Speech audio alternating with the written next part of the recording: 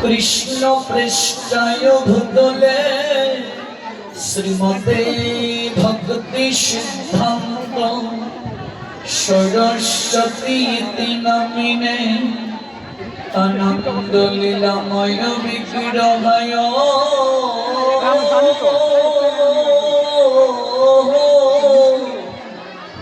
হেমবদী বৎসবী সুন্দরায় তস্मै মহাপ্রেমরস প্রদায় চৈতন্য জনরায় নমো নমস্তে বন্দে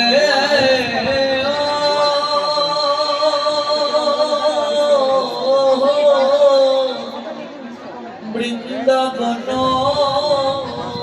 গুরু কৃষ্ণ কমল লোচন বল্লভী বল্লভকে দেব শ্রী রাধা লিঙ্গিত বিগ্রহ মহাপ্রসাদ জননী সর্ব সৌভাগ্য বর্ধিনী আদিবেদী হরা নিত্য তুলসী ত্বং নমস্তুতে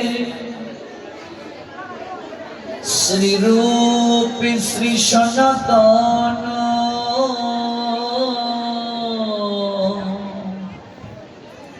ভট্ট রঘুনাথ শ্রীজীব গোপাল ভট্ট দাসী রঘুনাথ আমি এই ছয়ে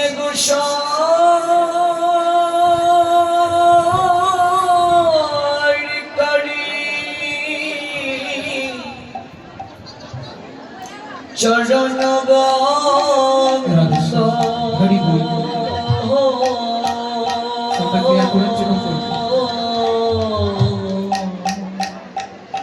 যাহা হতে বিঘ্ন না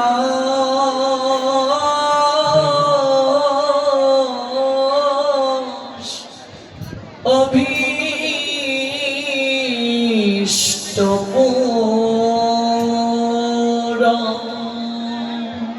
আমি এই ছাই গোসা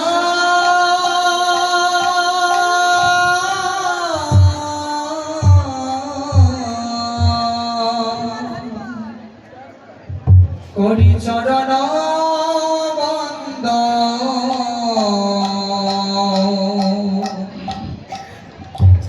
যাহা হতে বিঘ্ন না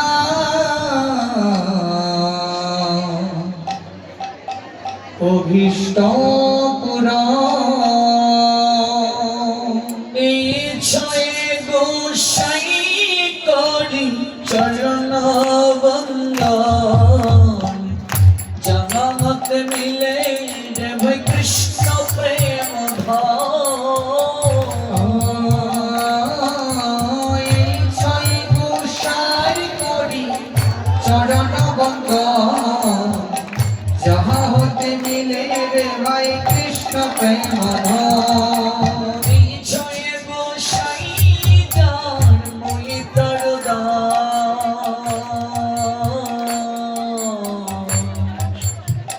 দশবার পদরে নমর পঞ্চগ্রা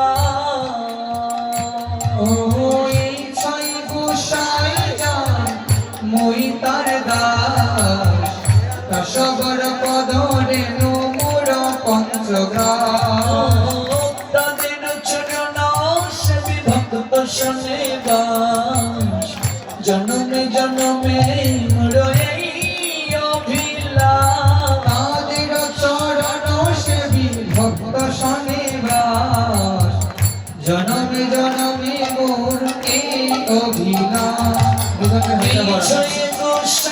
প্রভু মোর গড় দয়া চরণ শরণ নিলাম দাও পদ ছায়া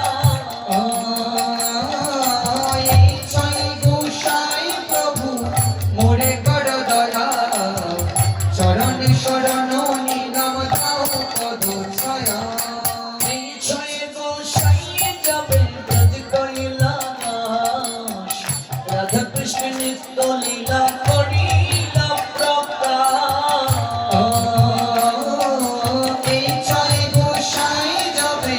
ব্রজে কৈলাস রাধা কৃষ্ণ নিত্য লীলা করিলা প্রকাশ নইলে এবা জানিত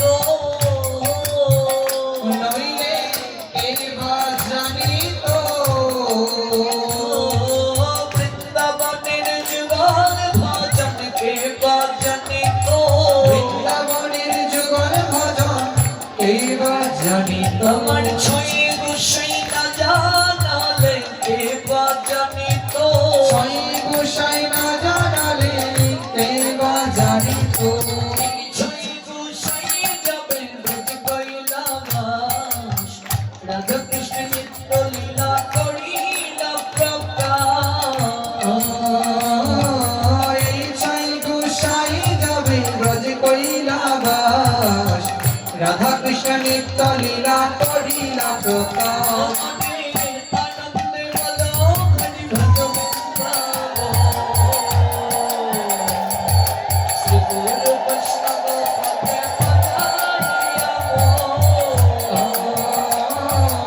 আনন্দে বলো হরি ভজ বৃন্দাবন শ্রী গুরু বৈষ্ণব পদে মজাইয়া শ্রী গুরু বৈষ্ণব পদবদ্ধ করিয়া নাম সংকীর্তন করে তরুণ ও শ্রী গুরু বৈষ্ণব পদ পদ্ম করি আস নাম সংকীর্তন কহে নরোত্তম দাস জয় শ্রী কৃষ্ণ চৈতন্য প্রভু নিত্যানন্দ শ্রী অদ্বৈত গদাধর শ্রীবাসদি গৌর ভক্তবৃন্দ জয় শ্রী কৃষ্ণ চৈতন্য প্রভু নিত্যানন্দ শ্রী অদ্বৈত গদাধর শিবাসাদি গৌর ভক্তবৃন্দ হরে কৃষ্ণ কৃষ্ণ কৃষ্ণ হরে হরে হরে রাম রাম রাম হরে হরে হরে কৃষ্ণ কৃষ্ণ কৃষ্ণ হরে হরে হরে রাম রাম রাম হরে হরে হরে কৃষ্ণ কৃষ্ণ কৃষ্ণ হরে হরে হরে রাম রাম রাম হরে হরে হরে কৃষ্ণ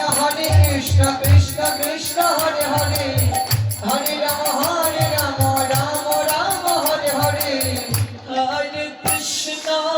হরে কৃষ্ণ কৃষ্ণ কৃষ্ণ হরে হরে হরে রাম রাম রাম হরে হরে হরে কৃষ্ণ সবাই মিলে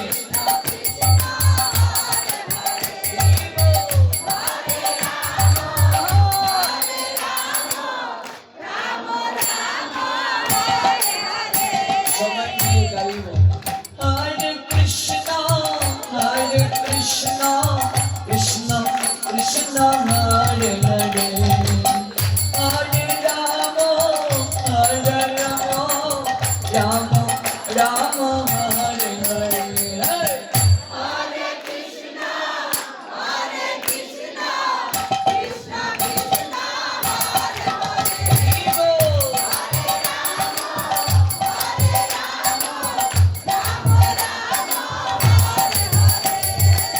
হরে কৃষ্ণ কৃষ্ণ কৃষ্ণ হরে হরে হরে রাম রাম রাম হরে হরে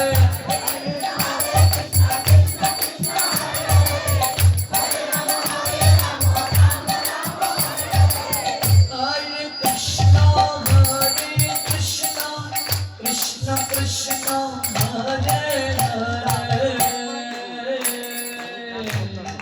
হরে রাম হরে রাম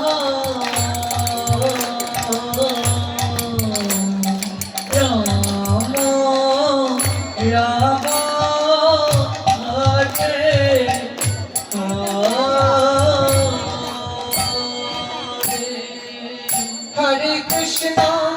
হরে Krishna Krishna Krishna Hare Hare Hare Ram Ram Ram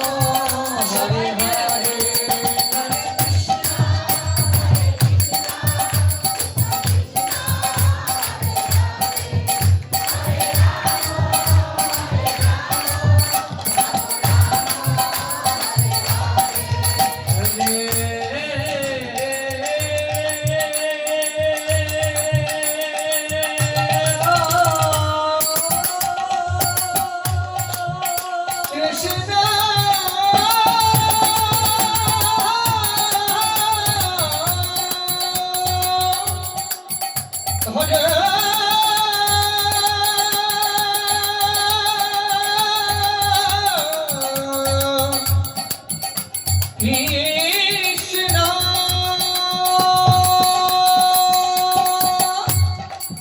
Krishna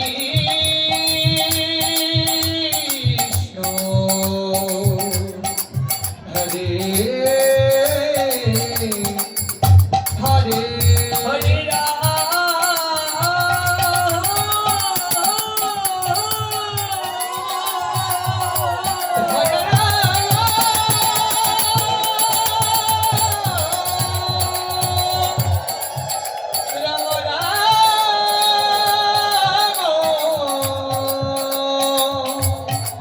Hare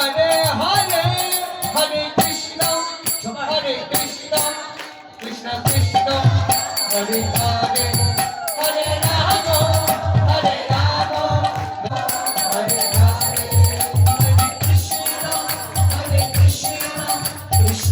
Krishna Hare Hare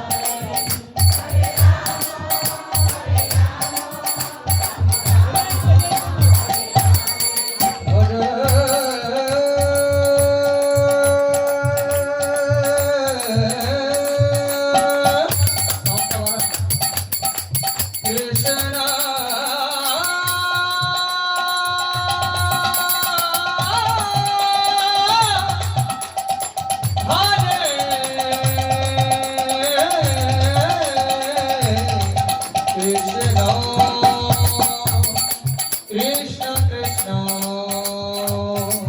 Hare Hare Hare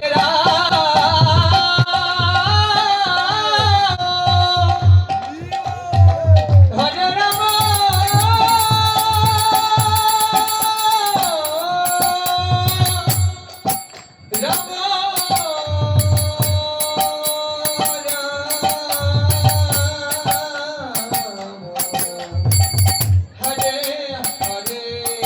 Hare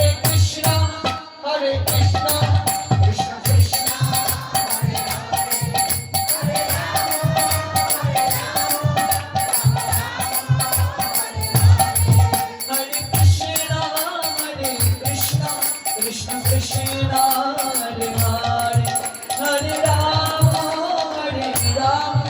Rama Rama Rama Hare Hare Hare Krishna Krishna Krishna Hare Hare Hare Rama Rama Rama Hare Hare Jai Radhe Jai Radhe Jai Radhe Jai Radhe Jaya Radhe Jaya Radhe Jaya Radhe Jaya Radhe যাদের তো তোমার কাছে কৃপা করে 30 second বাহ কি চমৎকার হাজার হাজার ভক্তবৃন্দ একটু হাতে তালি করবো আমরা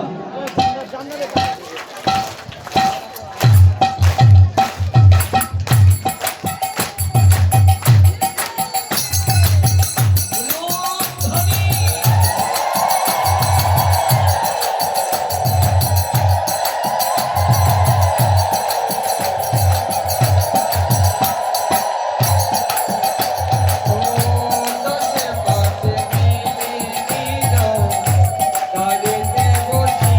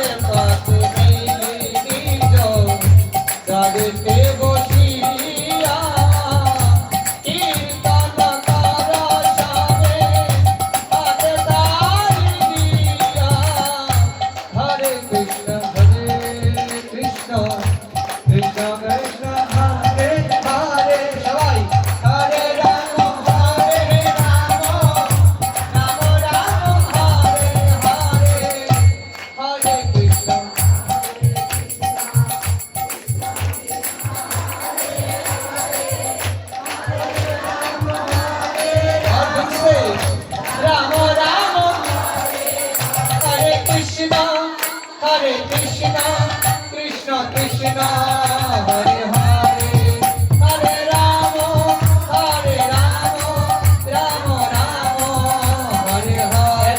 ভক্তবৃন্দ সবার কদম থেকে কৃষ্ণ নামের ধ্বনি বের করে কম্পন হওয়ার কথা। হরে কৃষ্ণ হরে কৃষ্ণ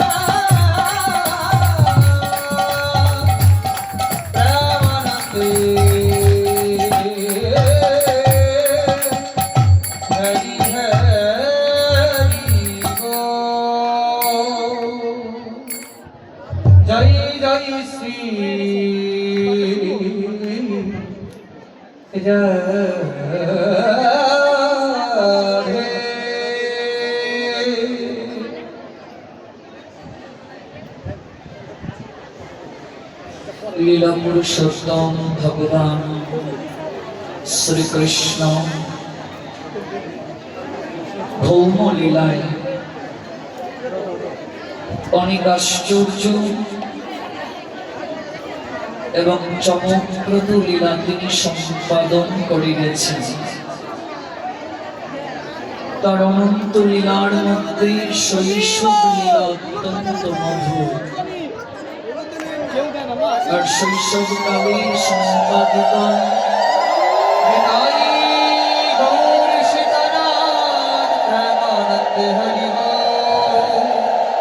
সকল লীলার মধ্যে ভাগবত আচার্যগণের সিদ্ধান্ত দাম বন্ধন লীলা অত্যন্ত তাৎপর্যপূর্ণ। কেননা এই লীলাতে ভগবান তার ভক্তবর্ষতা বিশেষভাবে প্রদর্শন করেছেন। ভগবান মাতা যশোদার দাম বন্ধন স্বীকার করে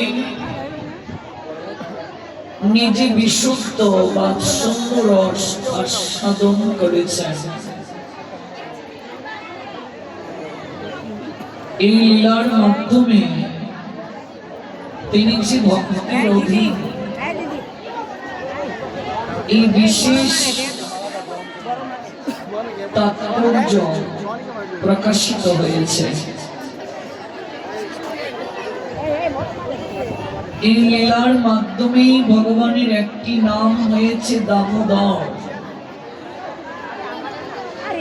ভগবানের এই নামেই কার্তিক মাসকে দামোদর মাস বলা হয়। আজ আমরা আস্বাদন করব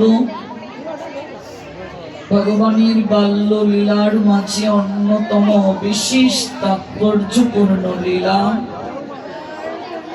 দাম বন্ধন লীলা। তবে বিনম্র প্রার্থনা, আমরা যেটুকু সময় ভগবানের কথাকে শ্রবণ করব, এই শ্রবণ যেন কায় মনোবাক্যে হয়। তো মনে করে বাড়িয়ে দাও, আমরা যেন এই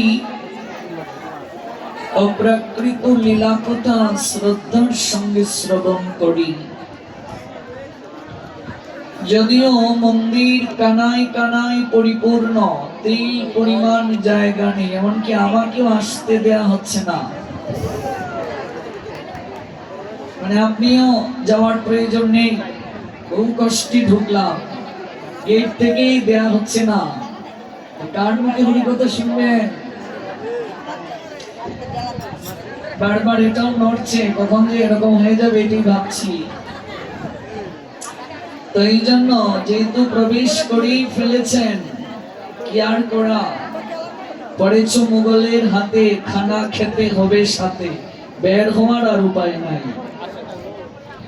যারা প্রবেশ করেছে ওরা আর বের হতে পারবে না, আর যারা একটু দেরিতে এসেছে ওরা গেইটে দাঁড়িয়ে আছে, ওরা ঢুকতে পারছে না। তো কষ্ট হচ্ছে গরমের মাঝে, ফ্যানও বাড়িয়ে দেওয়া হয়েছে, আজ মনে হচ্ছে 4টা ফ্যান বাড়ানো হয়েছে। তো একটু কায় মনোবাক্যে শ্রবণ করুন, 1.5 ঘন্টা সময়। যেটুকু সময় আমরা শ্রবণ করব, এই শ্রবণটা কায় মনোবাক্যে হবে। গতকাল পাঠ শেষে এদিকে বের হতে পারিনি, এদিকে গিয়েছি। তবে এই যে কষ্ট, এর মাঝে আনন্দ আছে কি নেই? আছে কি নেই? আচ্ছা, তাহলে একটু নীরব থাকতে হবে। এই কষ্টের মাঝেও আনন্দ আছে। এই যে কষ্ট, এই কষ্টটা হলো এটা সাত্ত্বিক, এই আনন্দটা সাত্ত্বিক আনন্দ। আনন্দ 3 প্রকার: সাত্ত্বিক, রাজসিক, তামসিক। গীতা বলছেন সাত্ত্বিক আনন্দের সংজ্ঞা, প্রথমে বিষের ন্যায়। প্রথমে কি? বিষের ন্যায়, আর এটার পরিণামটা হবে অমৃতের ন্যায়। এটা হচ্ছে সাত্ত্বিক আনন্দ। সাত্ত্বিক আনন্দটা কেমন? প্রথমে বিষের ন্যায়, কিন্তু পরিণামটা হবে, অর্থাৎ শেষটা হবে অমৃতের ন্যায়। আর রাজসিকটা হলো প্রথমে অমৃত আর পরিণামটা বিষের ন্যায়। আর তামসিক প্রথমেও বিষ, শেষেও বিষ। এই 3 প্রকার আনন্দ। তো সাধনা মানেই কষ্ট। আপনি যে বসেছেন এই গরমের মাঝে, এটা এক প্রকার সাধনা। সাধু সঙ্গ করছি, এটি এক প্রকার সাধনা। সাধনা করলে তো একটু কষ্ট হবেই, কিন্তু এটার রেজাল্ট আনন্দ, পরিণামটা আনন্দ। তবে মনে রাখতে হবে, সাধু সঙ্গে জীব তরে, আবার সাধু সঙ্গে জীব মরে। এটা কেমন কথা? যদি সাধু সঙ্গে এসে আমরা অপরাধ করি, তাহলে আমরা যে কৃপা প্রাপ্তির জন্য এসেছি তা তো পাবই না, আর অপরাধের বোঝা স্কন্ধে চাপিয়ে নিম্নগতি প্রাপ্ত হব। ভগবানের কথা যখন শুরু হয়ে যাবে, তখন যদি কেউ কথা বলে, সব পাপ তাকে বহন করে নিয়ে যেতে হবে। এবার দেখি কেউ কথা বলে কিনা। অনেক দয়ালু আছে, সবাই ভয় পায়, কেউ দয়ালু নেই সবার পাপ নেয়ার। গৌর প্রেমানন্দে। আমরা কায় মনোবাক্যে শ্রবণ করব। তো আজকে আমাদের লীলার বিষয় হলো, শ্রবণের বিষয়, আলোচ্য বিষয় দাম বন্ধন লীলা। দাম শব্দের অর্থ হলো দড়ি, বন্ধন, বন্ধন শব্দের অর্থ হচ্ছে বাধা। তো নিশ্চয়ই এই লীলার নামকরণ থেকে আমরা উপলব্ধি করতে পারছি দড়ি দিয়ে হয়তো কোনো কিছু বাঁধা হবে। তো দড়ি দিয়ে কি বাঁধা, কাকে বাঁধা আমরা শুনব। দাম বন্ধন, দাম শব্দের অর্থ দড়ি, বন্ধন শব্দের অর্থ হলো বাঁধা, দড়ি দিয়ে বাঁধা। তো এই দড়ি দিয়ে কাকে বাঁধা হলো? স্বয়ং ভগবানকে। মনে প্রশ্ন জাগতে পারে, এ আবার কেমন কথা, ভগবানকে আবার বাঁধা যায়? যিনি নিখিল বিশ্ব ব্রহ্মাণ্ডের, অনন্ত কোটি বিশ্ব ব্রহ্মাণ্ডের মালিক, যাকে ধরা যায় না, তাকে দড়ি দিয়ে বাঁধা যায়? এই কেমন কথা, এটিও কি সম্ভব? তো লীলা পুরুষোত্তম ভগবান শ্রীকৃষ্ণকে মাতা যশোদা তিনি বাৎসল্য প্রেমের দড়ি দ্বারা বন্ধন করেছেন। কেন বন্ধন করলেন আমরা এই সকল কথাই শ্রবণ করব। এই লীলাটির দ্বারাই ভগবানের নাম হলো দামোদর। দাম শব্দের অর্থ দড়ি, উদর শব্দের অর্থ হলো পেট। অর্থাৎ যশোমতী মা গোবিন্দকে দড়ি দিয়ে এই পেটের মাঝে বন্ধন করেছেন।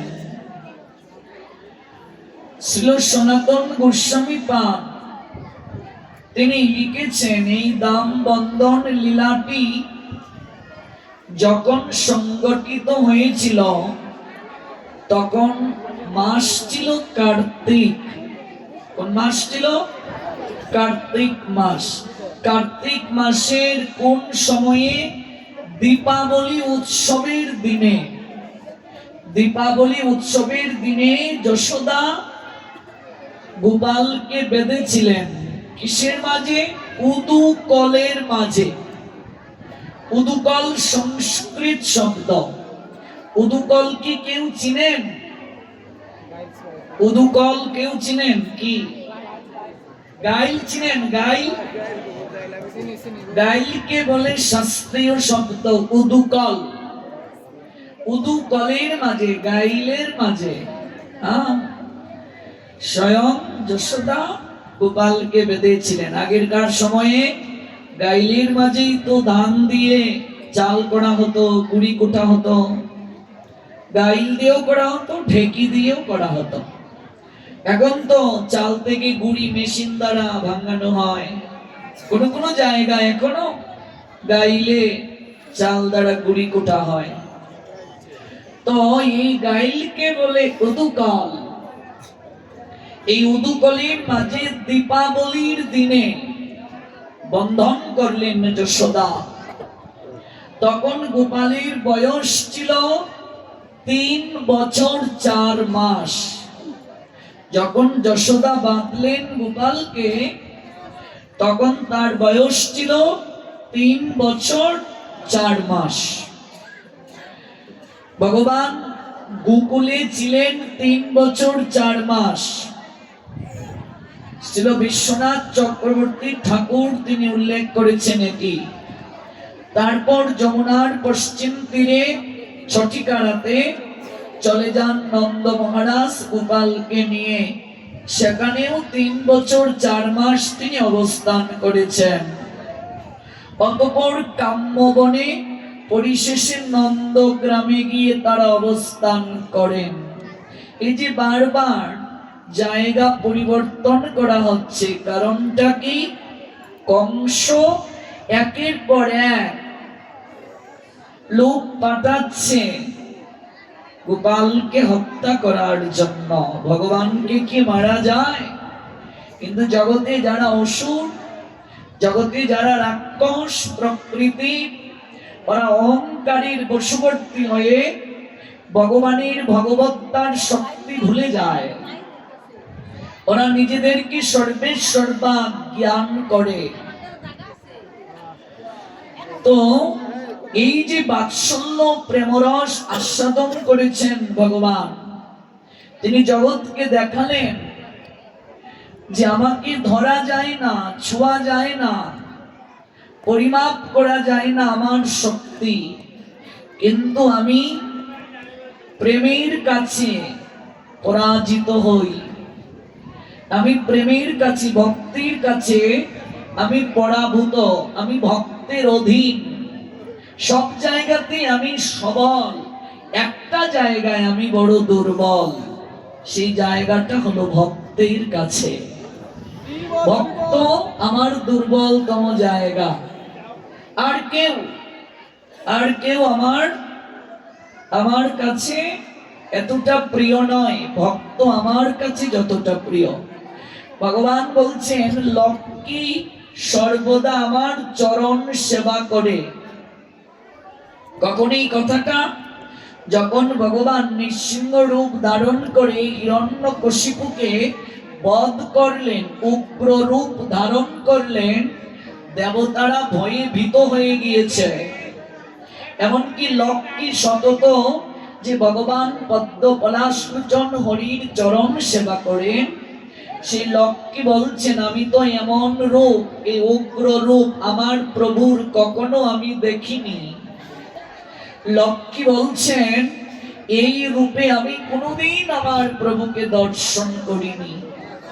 দেবতাগণ ভয়ে ভীত হয়ে তারা কার কাছে এলেন? লক্ষ্মীর কাছে এলেন। হে দেবী, আপনি কৃপা করে এই উগ্র রূপকে শান্ত করতে পারেন।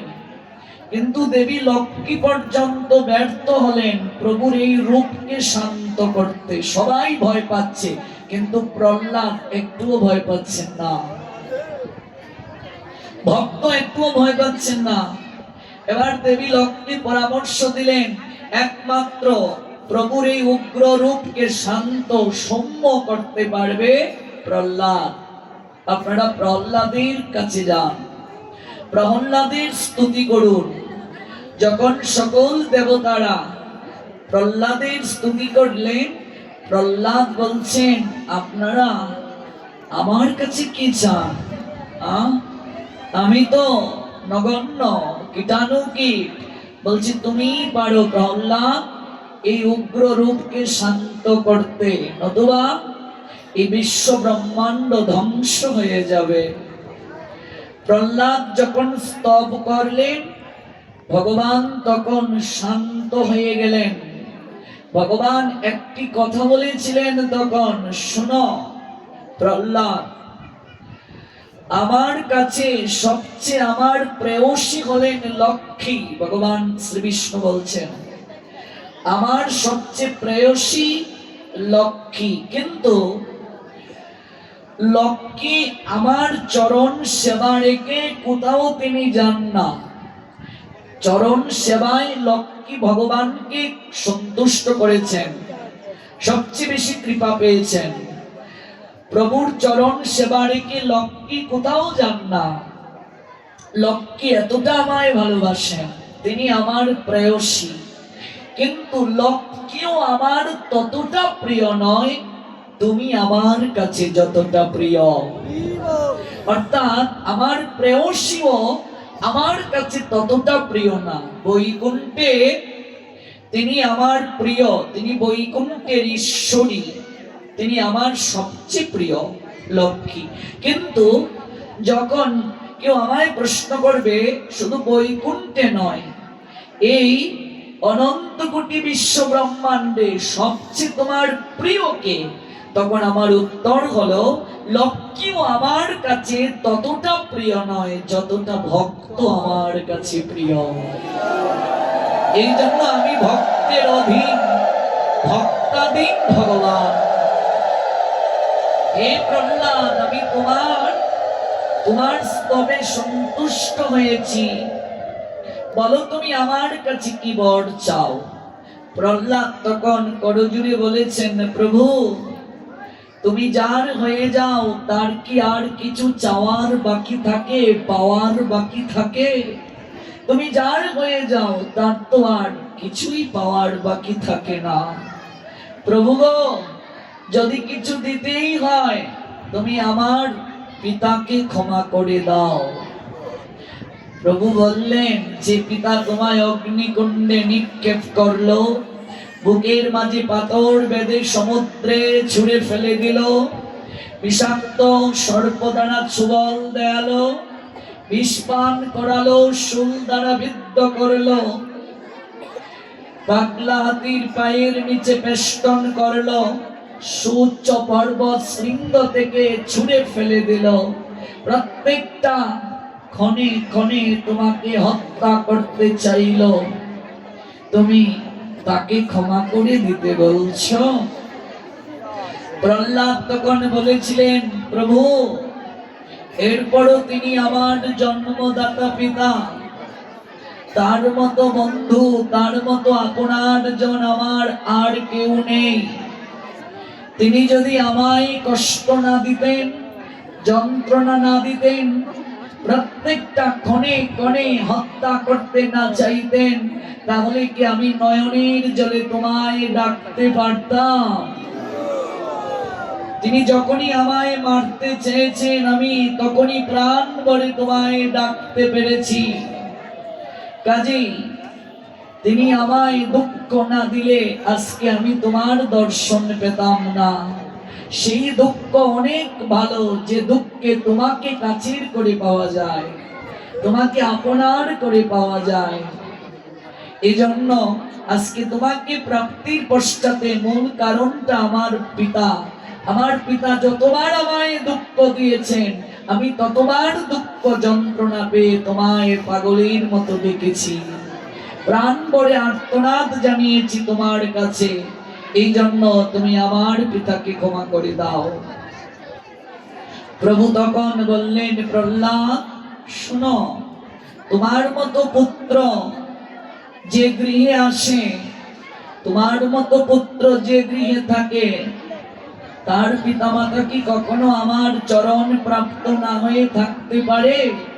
তাকিয়ে দেখো, আমি তোমার পিতাকে কবে আমার চরণ দান করেছি। তাহলে দেখুন, এই জায়গা থেকে আমরা শিক্ষা পেলাম, দুঃখ আমাদের জীবনে আশীর্বাদী হয়, যে দুঃখের দ্বারা ভগবানকে প্রাণ ভরে ডাকা যায়। এদিকটা এত নীরব, এদিকে তো কথা কেন গো? ও মায়েরা, কোথায় এসেছ? এদিকে তো একটাও কথা নেই, এত ভক্ত, এদিকে এত কথা কেন? নিতাই গো শীতলা প্রেমানন্দে হরি বল। সে দুঃখ অনেক ভালো, যে দুঃখে তোমাকে আপনার করে পাওয়া যায়। তুমি এই দুঃখ আমায় জন্মে জন্মে দিও, যে দুঃখে তোমাকে আপনার করে পাবো। দেখুন, আজকাল কিছু নব্য সাধু আছে, যারা একটু কৃষ্ণ ভজন করলেই বলে পিতামাতার সেবার প্রয়োজন নেই, তাদের ঋণ শোধ হয়ে গেছে। প্রহ্লাদকে প্রত্যেকটা পদে পদে তার পিতা হত্যা করার চেষ্টা করেছেন, কৃষ্ণ ভজনে বাধা প্রদান করেছেন। প্রহ্লাদ কি তার পিতাকে ত্যাগ করেছিলেন? করেননি। পিতৃ আদেশ মানেননি প্রহ্লাদ, কিন্তু তাকে ত্যাগ করেননি। শাস্ত্রে আছে, সেই পিতা পিতা নয় যে ভজনে, কৃষ্ণ ভজনে বাধা প্রদান করেন। সেই মাতা মাতা নয় যে কৃষ্ণ ভজনে বাধা দেন। সেই গুরু গুরু হলেও পরিত্যাজ্য, যে কৃষ্ণ ভজন শিক্ষা দেন না। প্রহ্লাদ তার পিতার কথা শুনেননি, কিন্তু পিতাকে কখনো ত্যাগ করেননি। তিনি পিতার আদেশ পালন করেননি, কিন্তু ত্যাগ করেননি তিনি। পিতা যদি অন্যায় আদেশ দেন, সেটি পালন করা যাবে না। যে আদেশ শাস্ত্রের সঙ্গে সাংঘর্ষিক, যে আদেশ ধর্মের বিপরীত, বৈপরীত্য আদেশ হয়, বিপরীত আদেশ হয়, সে আদেশ কখনো পালন করা যাবে না, কিন্তু তাকে বুঝাতে হবে, তাকে ত্যাগ করা যাবে না। প্রহ্লাদ, তার কি পিতৃভক্তি কম ছিল?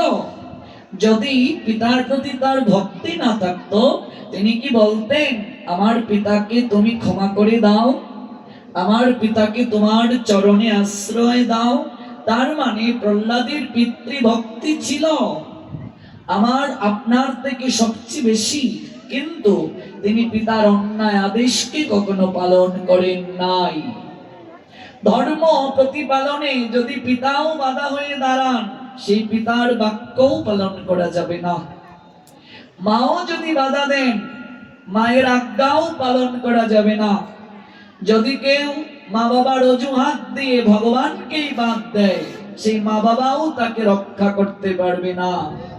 কিছু মূর্খ লোক বলে আমার কাছে মা বাবাই ভগবান, মা বাবার সেবা করি, আর কারো সেবা করি না। এটাও ভুল কথা। মা বাবার সেবা অবশ্যই করতে হবে, কিন্তু কেবল মা বাবার সেবা করলেই আপনি ভগবান পাবেন না। কারণ কি? গীতায় উত্তর দিয়েছেন ভগবান, পিতার সেবা করলে পিতৃলোক পাবে, কিন্তু আমায় পাবে না অর্জুন। তাই বলে কি ভগবান পিতামাতার সেবা করতে নিষেধ করেছেন? ভগবান নিজে পিতামাতার সেবা করেছেন প্রত্যেক যুগে যুগে। পিতৃ আদেশ পালনের জন্য ভগবান বনবাসে গিয়েছেন 14 বছরের জন্য। মাতৃ আদেশ রক্ষা করে ভগবান মৃত 6 পুত্রকে জমালয় থেকে দেবকীর জন্য ফিরিয়ে এনেছিলেন। কে বলে? ভগবান পিতামাতার আদেশ পালন করেননি। মাতৃ আদেশে নীলাচলে থাকলেন মহাপ্রভু। আরো অনেক কারণ আছে নীলাচলে থাকার, তন্মধ্যে সচিমা বলেছিলেন পুত্র নিমাই তুমি নীলাচলে থাকবে। কিন্তু পিতামাতা যদি ধর্মে বিপক্ষে কথা বলেন, ধর্ম পালনে বাধা প্রদান করেন, সেটি মানা যাবে না। কারণ এই জগতে কারো পাপ কেউ নেয় না।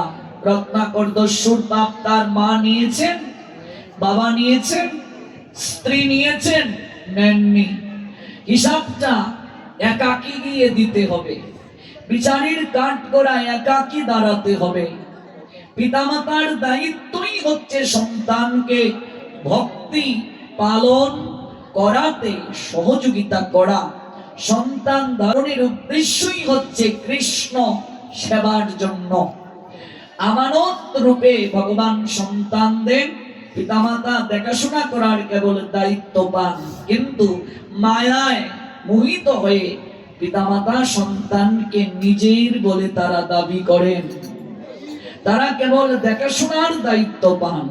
এজন্য সর্বদা মনে রাখতে হবে, ভগবান সন্তান দিতে যেমন জানেন, নিতেও জানেন। অহংকার করার কিছু নেই।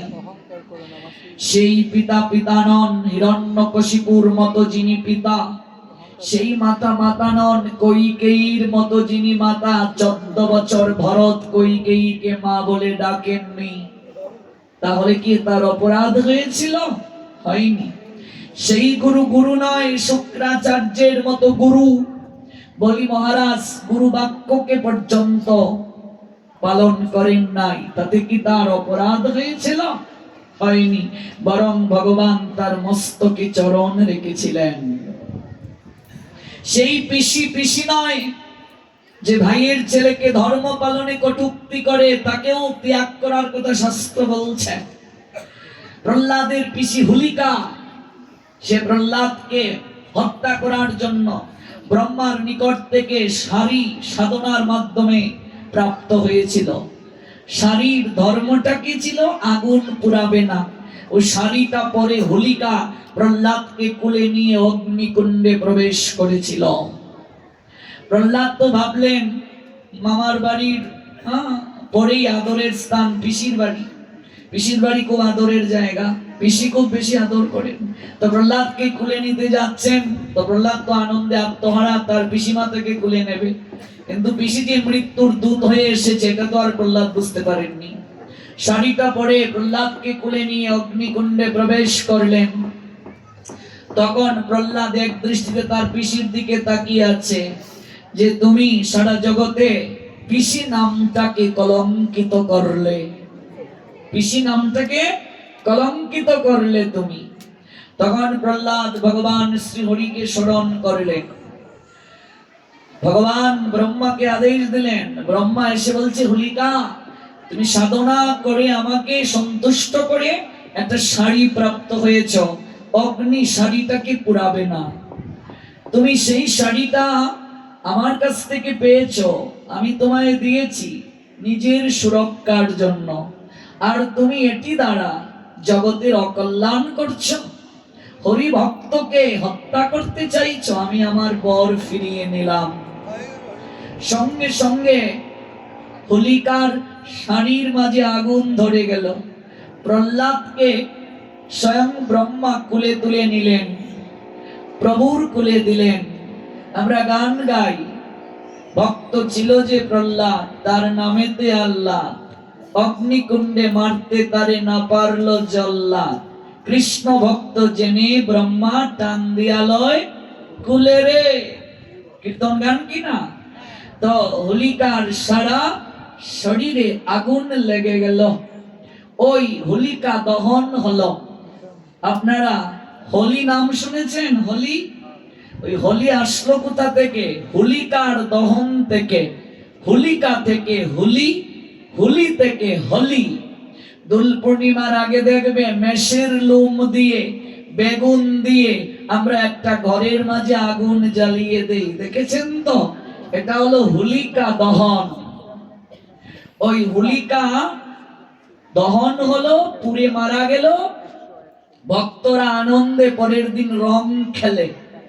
ওই হোলিকা থেকে হোলি, হোলি খেলা, হোলি থেকে হোলি, এটা হলো প্রথম কারণ।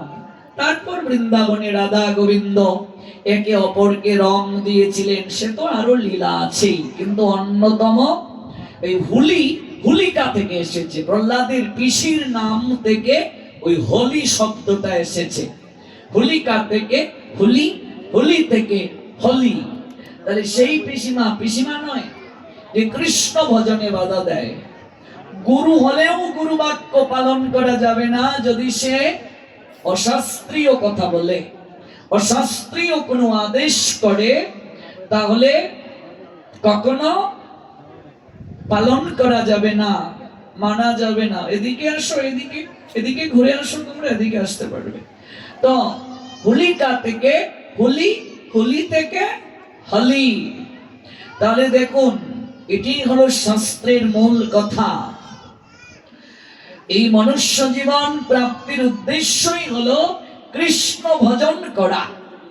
কৃষ্ণ ভজনের পথে যারা বাধা প্রদান করবে, শাস্ত্র বলছেন তাদের আজ্ঞাও পালন করা যাবে না। প্রত্যেক স্ত্রীর দায়িত্ব স্বামীর সেবা করা, এটা স্ত্রীর দায়িত্ব। কিন্তু যে স্বামী স্ত্রীকে ভক্তি পালনে বাধা দেন, এই ক্ষেত্রে যদি সে স্বামীর আদেশ লঙ্ঘন করেও ভক্তি যাজন করে, ধর্ম যাজন করে, ভাগবত অনুষ্ঠানে যায়, তাতে তার কোনো পাপ হবে না, অমঙ্গল হবে না, কোনো অমঙ্গল হবে না।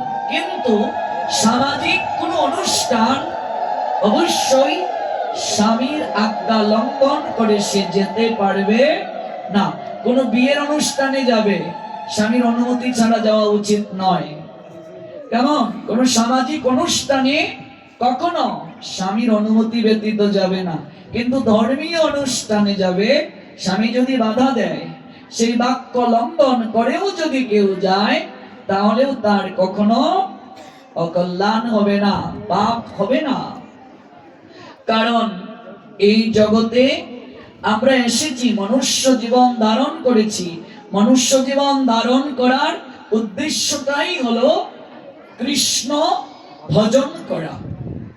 কৃষ্ণ ভজিবার তরে সংসারেতে আইনো। সংসারে কেন এলাম? কৃষ্ণ ভজন করব বলে। কৃষ্ণ ভজিবার তরে সংসারেতে আইনো, আছে কি নাই? এটা সবাই জানে। কৃষ্ণ ভজিবার তরে সংসারেতে আইনো।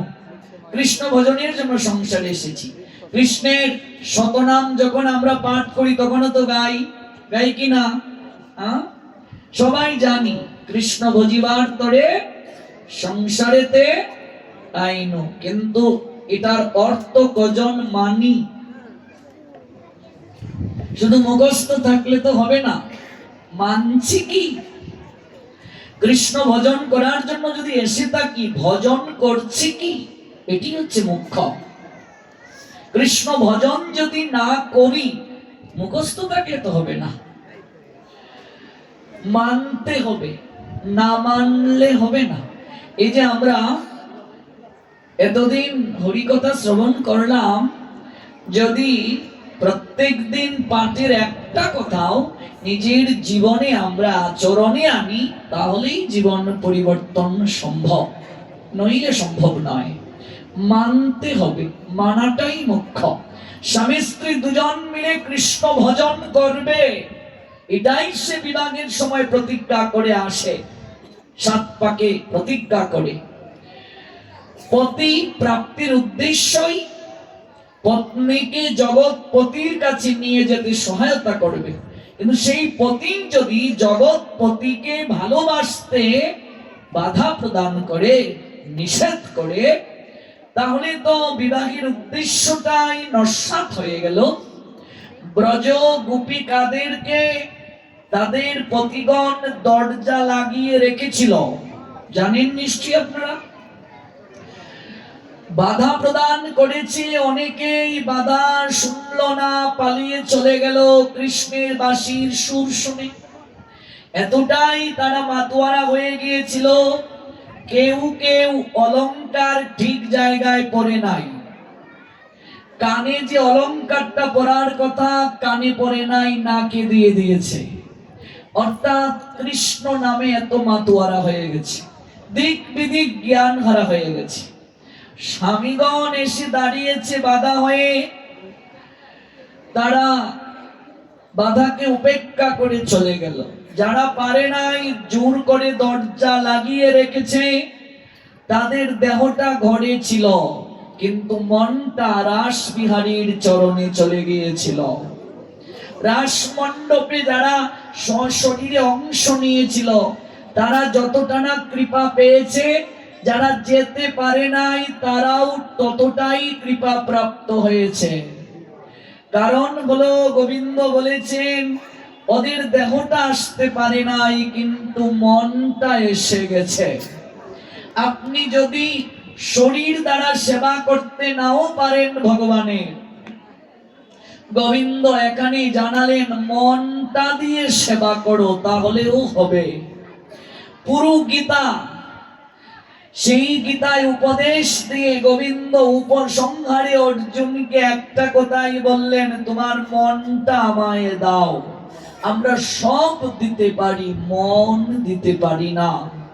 ব্রজবাসীরা মনটাই দিয়েছিল গোবিন্দকে, এই জন্যই ব্রজধাম তার শ্রেষ্ঠ শ্রেষ্ঠ লীলাভূমি। ব্রজের লীলা কার্তিক মাসে, দামোদর মাসে যদি কেউ শ্রবণ করে, মহাপাপীও যদি ব্রজের লীলা দামোদর মাসে শ্রবণ করে, তাহলে মহাপাপীর পর্বত সম পাপ স্খলন হয়ে যায়। আমরা সেই লীলা শ্রবণ করার জন্য বসেছি।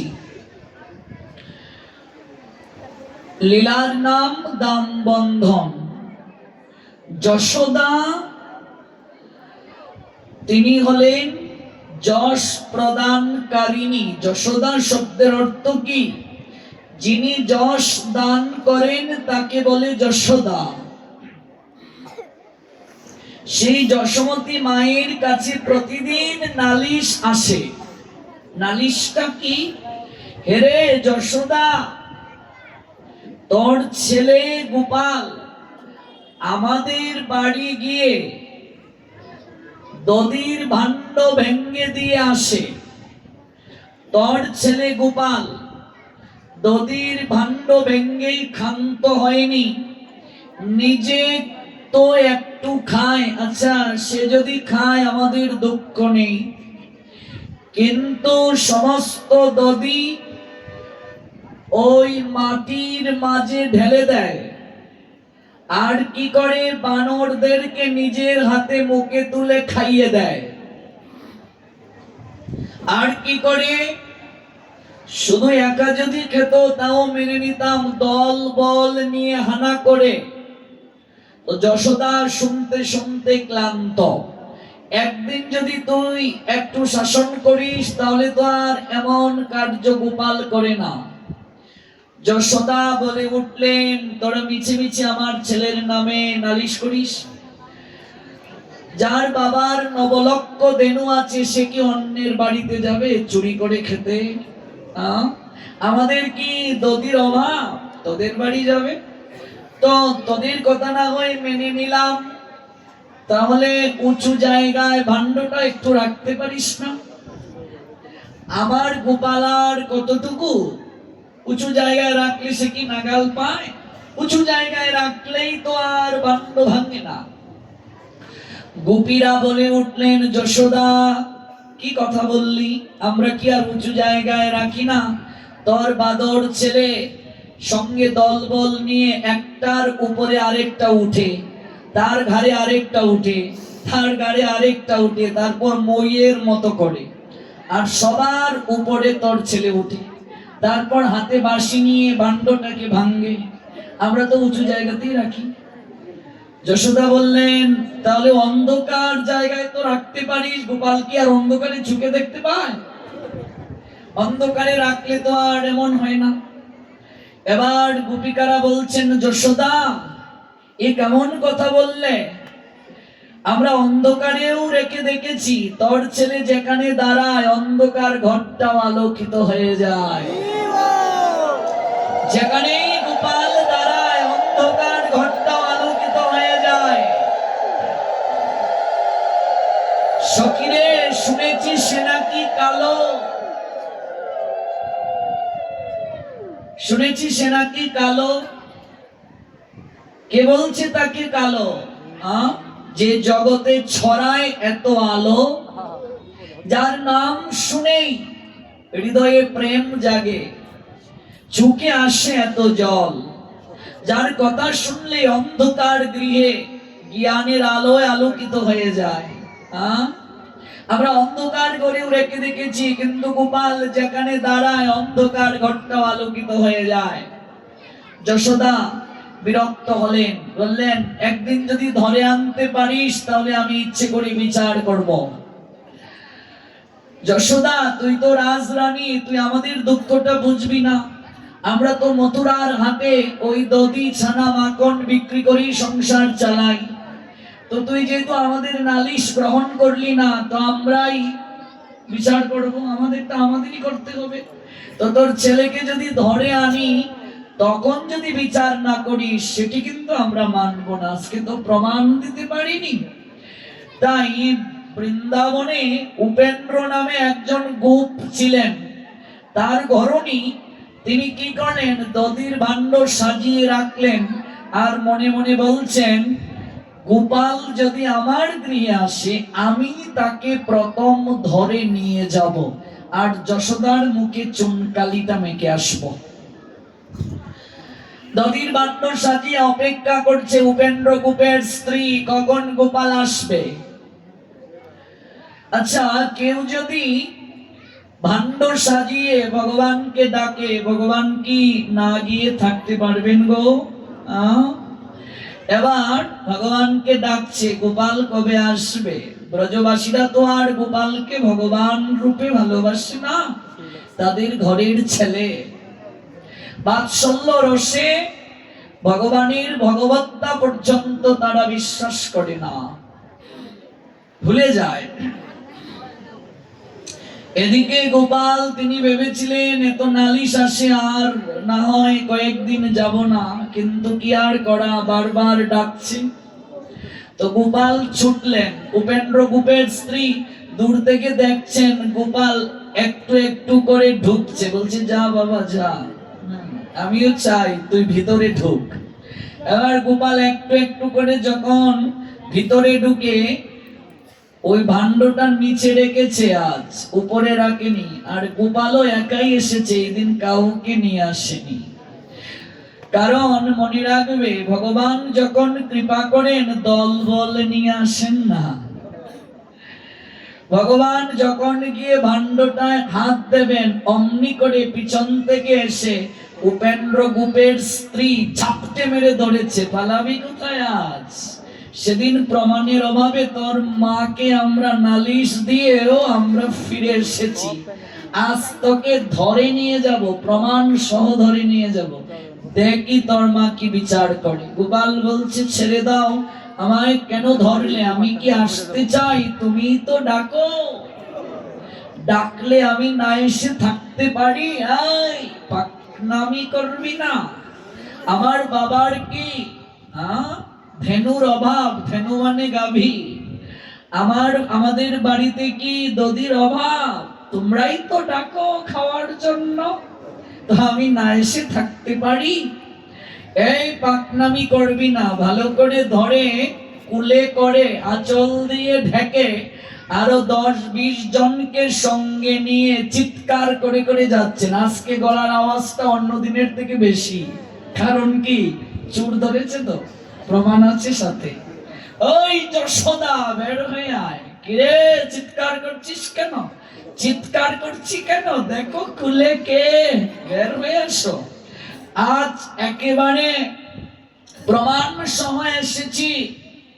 তোর ছেলে চুরি করতে যায় না, তোর ছেলে কত ভালো, আর তোদের নবলক্ষ ধেনু আমাদের বাড়ি গিয়ে ভাণ্ড ভাঙবে কেন? উঁচুতে রাখতে পারিস না, অন্ধকারে রাখতে পারিস না, তো আমার ছেলে কি উঁচুতে কখনো নাগাল পায়? তো তোমার ছেলেকে আজ ধরে নিয়ে এসেছি, কি বিচার করবে করো। যশোদা চেঁচিয়ে বললেন, এই মাত্র আমি গোপালকে দুগ্ধ পান করিয়ে শয়ন দিয়ে এলাম, গোপালকে কোথা থেকে ধরে আনলি? মিথ্যে বলার আর জায়গা পেলি না, যা যা। বলছে, তুমি যদি গোপালকে শয়ন দিয়ে আসো, আমাদের কোলে কে?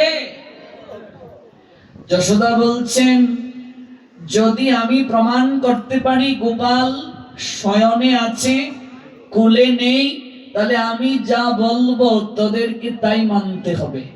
উপেন্দ্রর স্ত্রী চেঁচিয়ে বললেন, আর যদি আমি প্রমাণ করতে পারি গোপালকে আমি ধরে নিয়ে এসেছি, তাহলে আমরা আজকে যা বলবো যশোদা তোকে তা মানতে হবে। বৃন্দাবনের লীলাই আনন্দ, কেমন লীলাই আনন্দ। এবার গোপীরা তারা তো চেঁচিয়ে বলছে, কারণ তারা তো জানে গোপালকে ধরে নিয়ে এসেছে। আর যশোদাও চেঁচিয়ে বলছেন তিনি স্বয়ং দিয়ে এসেছেন।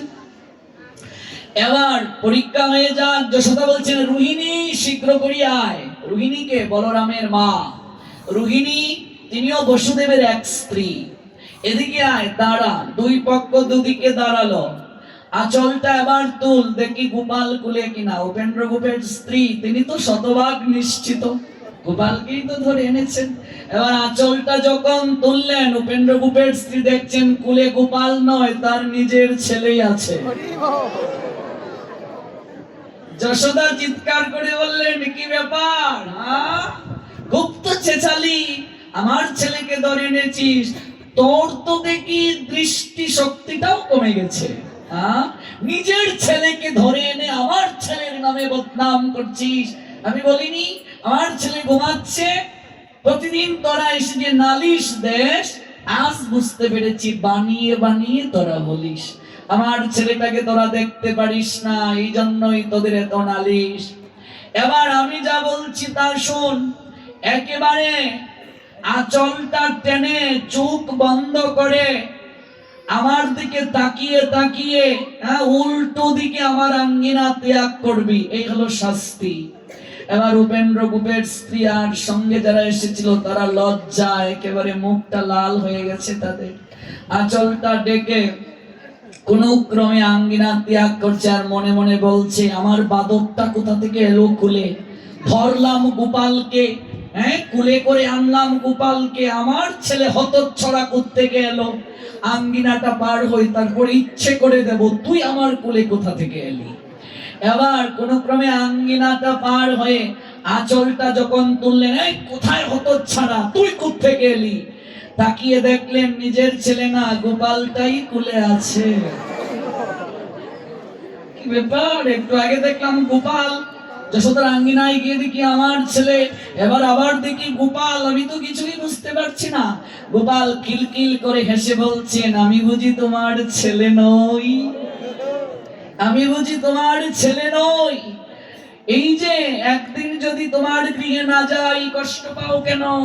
তোমার ভাণ্ড ভাঙলে তুমি কষ্ট পাও, আবার আনন্দ পাও। তুমি তো আমায় ডাকলে, গোপাল যদি আসতো আর এত চিৎকার করলে, তুমি যে প্রতিদিন বলো, আহা গোপাল যদি আমার ছেলে হতো, গোপাল যদি আমার ছেলে হতো, আমি যদি যশোদার মতো একটু বাৎসল্য রস আস্বাদন করতে পারতাম। হ্যাঁ, তো আজ তুমি আমায় ধরে নিয়েছ, মায়ের কাছে বকুনি শুনিয়েছ, নালিশ দিয়েছ। এই জগৎ সংসারে আমি খাবো না তো খাবে কে? সকল কিছুই তো আমার, আমি খাবো না তো খাবে কে? আজকে আমায় ধরে নিয়ে গিয়েছ, ছেলের রূপ ধারণ করে লজ্জা দিয়েছি, ইচ্ছে করে হাড়ি ভাঙবো, ইচ্ছে করে গিয়ে খাবো। আর যদি কোনোদিন ধরে নাও, আজ তো ধরেছি ছেলের রূপ, আরেকদিন তোমার স্বামীর রূপ ধারণ করব, তারপর আর লজ্জায় মুখ দেখাতে পারবে না। তো আজই ধরেছো, আর কোনোদিন ধরবে না। আমি সব রূপ ধারণ করতে পারি, আজকে ধরেছি ছেলের রূপ, আরেকদিন ধরবো স্বামীর রূপ। খিলখিল করে হাসছেন। এখানে উপেন্দ্র গুপের স্ত্রীর কুলেও গোপাল। যশোদা ঘরে গিয়ে দেখলেন তিনি পালঙ্কে যাকে শয়ন করিয়ে দিয়েছেন, গোপাল ইচ্ছে করে সেখানে ঘুমাচ্ছে। গৌর প্রেমানন্দে। উপেন্দ্র গুপের স্ত্রীর কুলেও গোপাল, এদিকে যশোদাও গোপালকে ঘুম পাড়াচ্ছে। ভগবান সর্ব বিরাজমান, সর্ব ক্ষমতার অধিকারী। প্রশ্ন আসতে পারে, নবলক্ষ দেনু যার বাবার আছে তিনি অন্যের বাড়িতে কেন যান? এই প্রশ্নটাই করা হয়েছিল ডাক্তার মহানামব্রত ব্রহ্মচারীকে আমেরিকায় তিনি যখন গিয়েছিলেন, যে আপনাদের ভগবান গোপাল একজন পাশ্চাত্যের শিক্ষিতা নারী এই প্রশ্নটা করেছিলেন, আপনাদের ভগবান গোপাল তার বিগ্রহ আমরা দেখেছি, চিত্রপট দেখেছি, ছবি দেখেছি আমরা, তিনি হাত পেতে আছেন। প্রশ্নটা করছেন একজন আমেরিকার মাতাজি, তিনি হাত পেতে আছেন। তা আমরা ধনী দেশের মানুষ, আপনি তার কথা আমাদেরকে শোনাচ্ছেন, যে নিজেই কাঙ্গাল গরিব, সে আমাদেরকে কি দেবে? প্রশ্নটা বুঝেছেন? যে গোপাল তো এমন করে হাত পেতে আছে না, আমরা কি দেই? একটা লাড্ডু হাতে ধরিয়ে দিই, একটা আপেল হাতে ধরিয়ে দিই। তো সে তো নিজেই গরিব, তা আমাদেরকে কি দেবে? তাকে যে আমরা আরাধনা করব, ভজন করব, তা একটা গরিবকে ভজন করব আমরা, সে আমাদেরকে কি দেবে? নিজেই গরিব, নিজেই কাঙ্গাল। ডাক্তার মহানামব্রত ব্রহ্মচারী হাসছেন, বলছেন, মা, সাধারণ জ্ঞান দ্বারা সনাতনকে বোঝা যায় না, সনাতনকে বুঝতে গেলে একটু সাধনা দরকার, সাধনা ব্যতীত সনাতনকে বোঝা যায় না, ভজন ব্যতীত সনাতন ধর্ম বোঝা যায় না।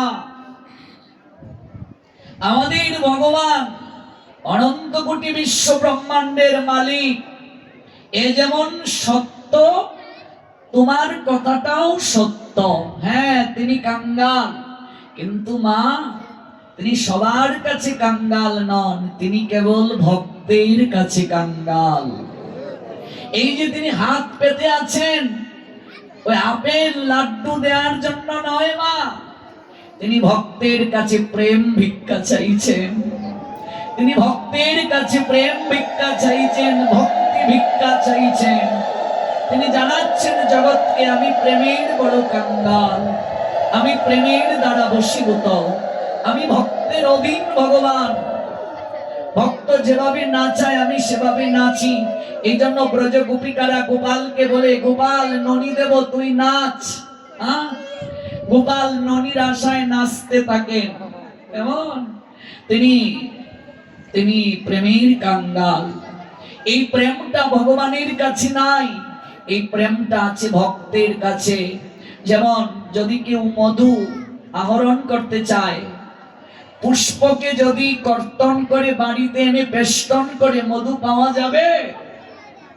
পুষ্প যদি কথা বলতে পারতো, তার যদি বাক থাকতো, সে বলতো, ও কারণে আমায় কষ্ট দিচ্ছ কেন? আমার মধু তো মধুকরেরা লুট করে নিয়ে গেছে, চক্রে সঞ্চয় করেছে। তোমরা যদি মধু পেতে চাও তাহলে মধু চক্রে যাও, সেখানে মধু আছে। ভগবান বলছেন, যদি প্রেম মধু আস্বাদন করতে চাও, আমার কাছে নাই। ভক্ত মধুকরেরা আমার নিকট থেকে প্রেম মধু আস্বাদন করে তারা তাদের হৃদয় চক্রে সঞ্চয় করে রেখেছে। তোমরা যদি প্রেম মধু চাও তাহলে ভক্তের কাছে যাও, সাধুর কাছে যাও, সাধু সঙ্গ করো, সাধু সাহচর্যে যাও, তাহলেই প্রেম মধু পাবে, ভক্তি মধু আস্বাদন করতে পারবে। এজন্য ওই গোপাল হাত পেতে প্রেম ভিক্ষা চাইছেন ভক্তের কাছে। তিনি প্রেমের বড় কাঙ্গাল, তিনি প্রেমময় ভগবান, ভক্তের অধীন ভগবান। এই দামবন্ধন লীলার মাধ্যমেও তিনি যে ভক্তের অধীন সেটি প্রমাণ করেছেন। যশোদা তিনি গোপালকে ঘুম পাড়িয়ে পাড়িয়ে ভাবছেন, আজকে সবাই এইভাবে চলে গেল, এইভাবে নালিশ প্রত্যেকেই দেয়, প্রত্যেকেই কি মিথ্যে কথা বলবে? নীরবে এসে ভাবছেন প্রত্যেকেই মিথ্যে কথা বলবে। গোপাল কি সত্যি যায় নাকি? কারো বাড়ি গিয়ে ভাণ্ড ভাঙ্গে, কারো বাড়ি গিয়ে দধি চুরি করে। মনে হয় যে দধি, যে মাখন, যে ছানা তৈরি করা হয়, দাসীরা তৈরি করে, মনে হয় গোপালের ভালো লাগে না, তাই অন্যের বাড়িতে যায়। তাই যশোদা মনে মনে চিন্তা করলেন, গোপাল কেন অন্যান্য গোপীদের দধি নবনীত চুরি করছে? নিশ্চয় তার ঘরে তৈরি মাখন সুস্বাদু লাগছে না, হয়তো দাসীরা ভালোভাবে দধি মন্থন করছে না, এজন্য চৌর্যবৃত্তি দেখা দিয়েছে গোপালের মাঝে। তাই আজ থেকে আমি নিজেই গোপালের জন্য বিশেষভাবে ননি তৈরি করব। যশোদা মনে মনে ভাবছেন, দাসীদের আর দায়িত্ব দেব না, আমি নিজেই করব। দেখো, এখানে একটা শিক্ষা দিচ্ছেন ভগবান। ভগবানের সেবা কখনো চাকর বাকর দ্বারা হয় না, লোক ধরে হয় না। যে আমার টাকা আছে, আমি একটা ঘটনা বলি, নাম বলবো না, সে আরো অনেক বছর আগের কথা, প্রায় 7 বছর আগের কথা। কোন একটা জেলায় আমি পাঠে গিয়েছি, বিশাল বড় লোক, অনেক কাপড়ের দোকান তাদের। তো আমরা পাঠে গিয়েছি, তিনি 3 জন কর্মচারীকে তার দোকানের বললেন, 3 দিন তোমাদের বাড়িতে ডিউটি, তোমাদের দোকানে থাকতে হবে না, এক পায়ে দাঁড়িয়ে থাকবে, ওনাদের যা যা লাগবে সব তোমরা করবে। আমি বললাম, আপনি কোথায় থাকবেন বাবা? তো বলছে, আমি দোকানে থাকবো। আমি বলছি, আপনি থাকবেন দোকানে আর আপনার কামলারা থাকবে আমাদের পিছনে? এনেছেন সাধু সেবার জন্য, কিচ্ছু লাগবে না, আপনার বাড়িতে আমরা থাকবো না। চাকর বাকর দ্বারা সাধু সেবা হয়? পাঠ শুনে পরের দিন উনি এসে বলছেন, এটা তো অপরাধ হয়ে গেছে, আমার তো এমন ভাবা উচিত হয়নি। দেখো, চাকর বাকর দ্বারা সাধু সেবা হয় না, গুরু সেবা হয় না, বৈষ্ণব সেবা হয় না। সাধুরা কখনো অন্যের উপর নির্ভরশীল থাকে না, কিন্তু যে গৃহে থাকবো, সাধুগণ থাকবেন, গৃহের গৃহকর্তার গৃহকর্তীর দায়িত্ব তিনি যতটুকু পারেন সেবা করবেন নিজের হাতে। বৈষ্ণব সেবা আজকাল কিভাবে হয়? বৈষ্ণবকে নিমন্ত্রণ দেয়া হলো, বৈষ্ণব আমার বাড়ি এলেন, তিনি নিজেই রান্না করলেন, নিজেই ভোগ লাগালেন, নিজেই সার্ভিস করলেন। তাহলে বৈষ্ণব সেবা আমি করলাম না বৈষ্ণব এসে আমাদের সেবা করলো? বুঝেননি? বৈষ্ণব এসে রান্না বান্না করলেন, ভোগ লাগালেন, তিনি আবার সবাইকে সার্ভিস দিচ্ছেন, গৃহের মানুষকেও দিচ্ছেন। বলে আমি বৈষ্ণব সেবা করছি না, বৈষ্ণব এসে আমার সেবা করছে। তার মানে এটা বৈষ্ণব সেবাই না। যতদিন না আমি নিজে রান্না করে সাধু বৈষ্ণবকে খাওয়াতে না পারবো, ততদিন প্রকৃত সাধু সেবা হবে না। তাহলে কি আমাকে সেই যোগ্যতা অর্জন করতে হবে। সাধুকে আহার করাতে গেলে আমাকেও তো সাত্বিক আহারী হতে হবে, আমাকেও তো শুদ্ধাচারী হতে হবে, তা না হলে হবে না। তো আমি যদি কায়িক ভাবে না পারি, অন্যান্য সেবাগুলো তো করতে পারি, যেগুলো আমি পারি সেগুলো করব। যদি তাও না পারি, অর্থ দ্বারাও যদি সেবা করি তাহলেও মঙ্গল হবে। কিন্তু মনে রাখবে, প্রকৃত কৃপা প্রাপ্ত হতে গেলে আমাকে অবশ্যই নিজের দেহ দ্বারা সেবা করা উচিত। দাসীরা গোপালের জন্য ননি তৈরি করে, এই জন্য গোপাল অন্যের বাড়িতে যান। যশোদা ঘুমিয়ে ঘুমিয়ে চিন্তা করছেন কারণটা কি। সবাই তো আর মিথ্যে নালিশ দেবে না, নিশ্চয়ই এখানে কোনো একটা কারণ আছে।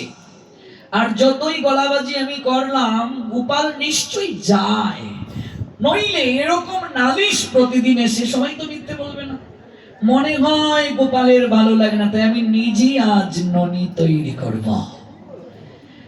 যতদিন পর্যন্ত আমি নিজে ভগবানের সেবায় অংশগ্রহণ না করব, ততদিন পর্যন্ত ভগবান সন্তুষ্ট হবেন না।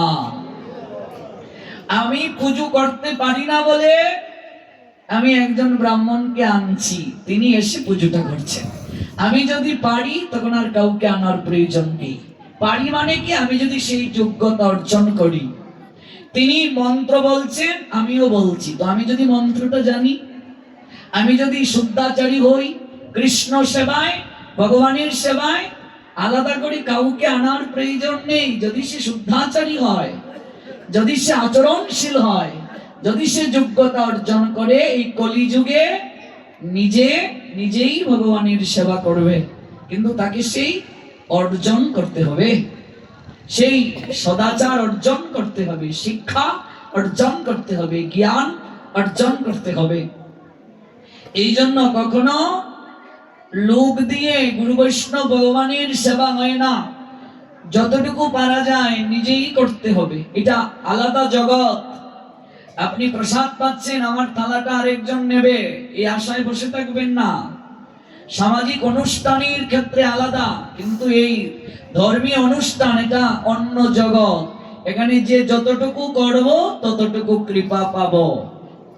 এই জন্য নিজে প্রসাদ পেয়ে নিজের থালাটা নিজে ধৌত করবে, নিজের উচ্ছিষ্টটা নিজে নেব আমরা। এখানে যতটুকু আমি পারি সেবা করব।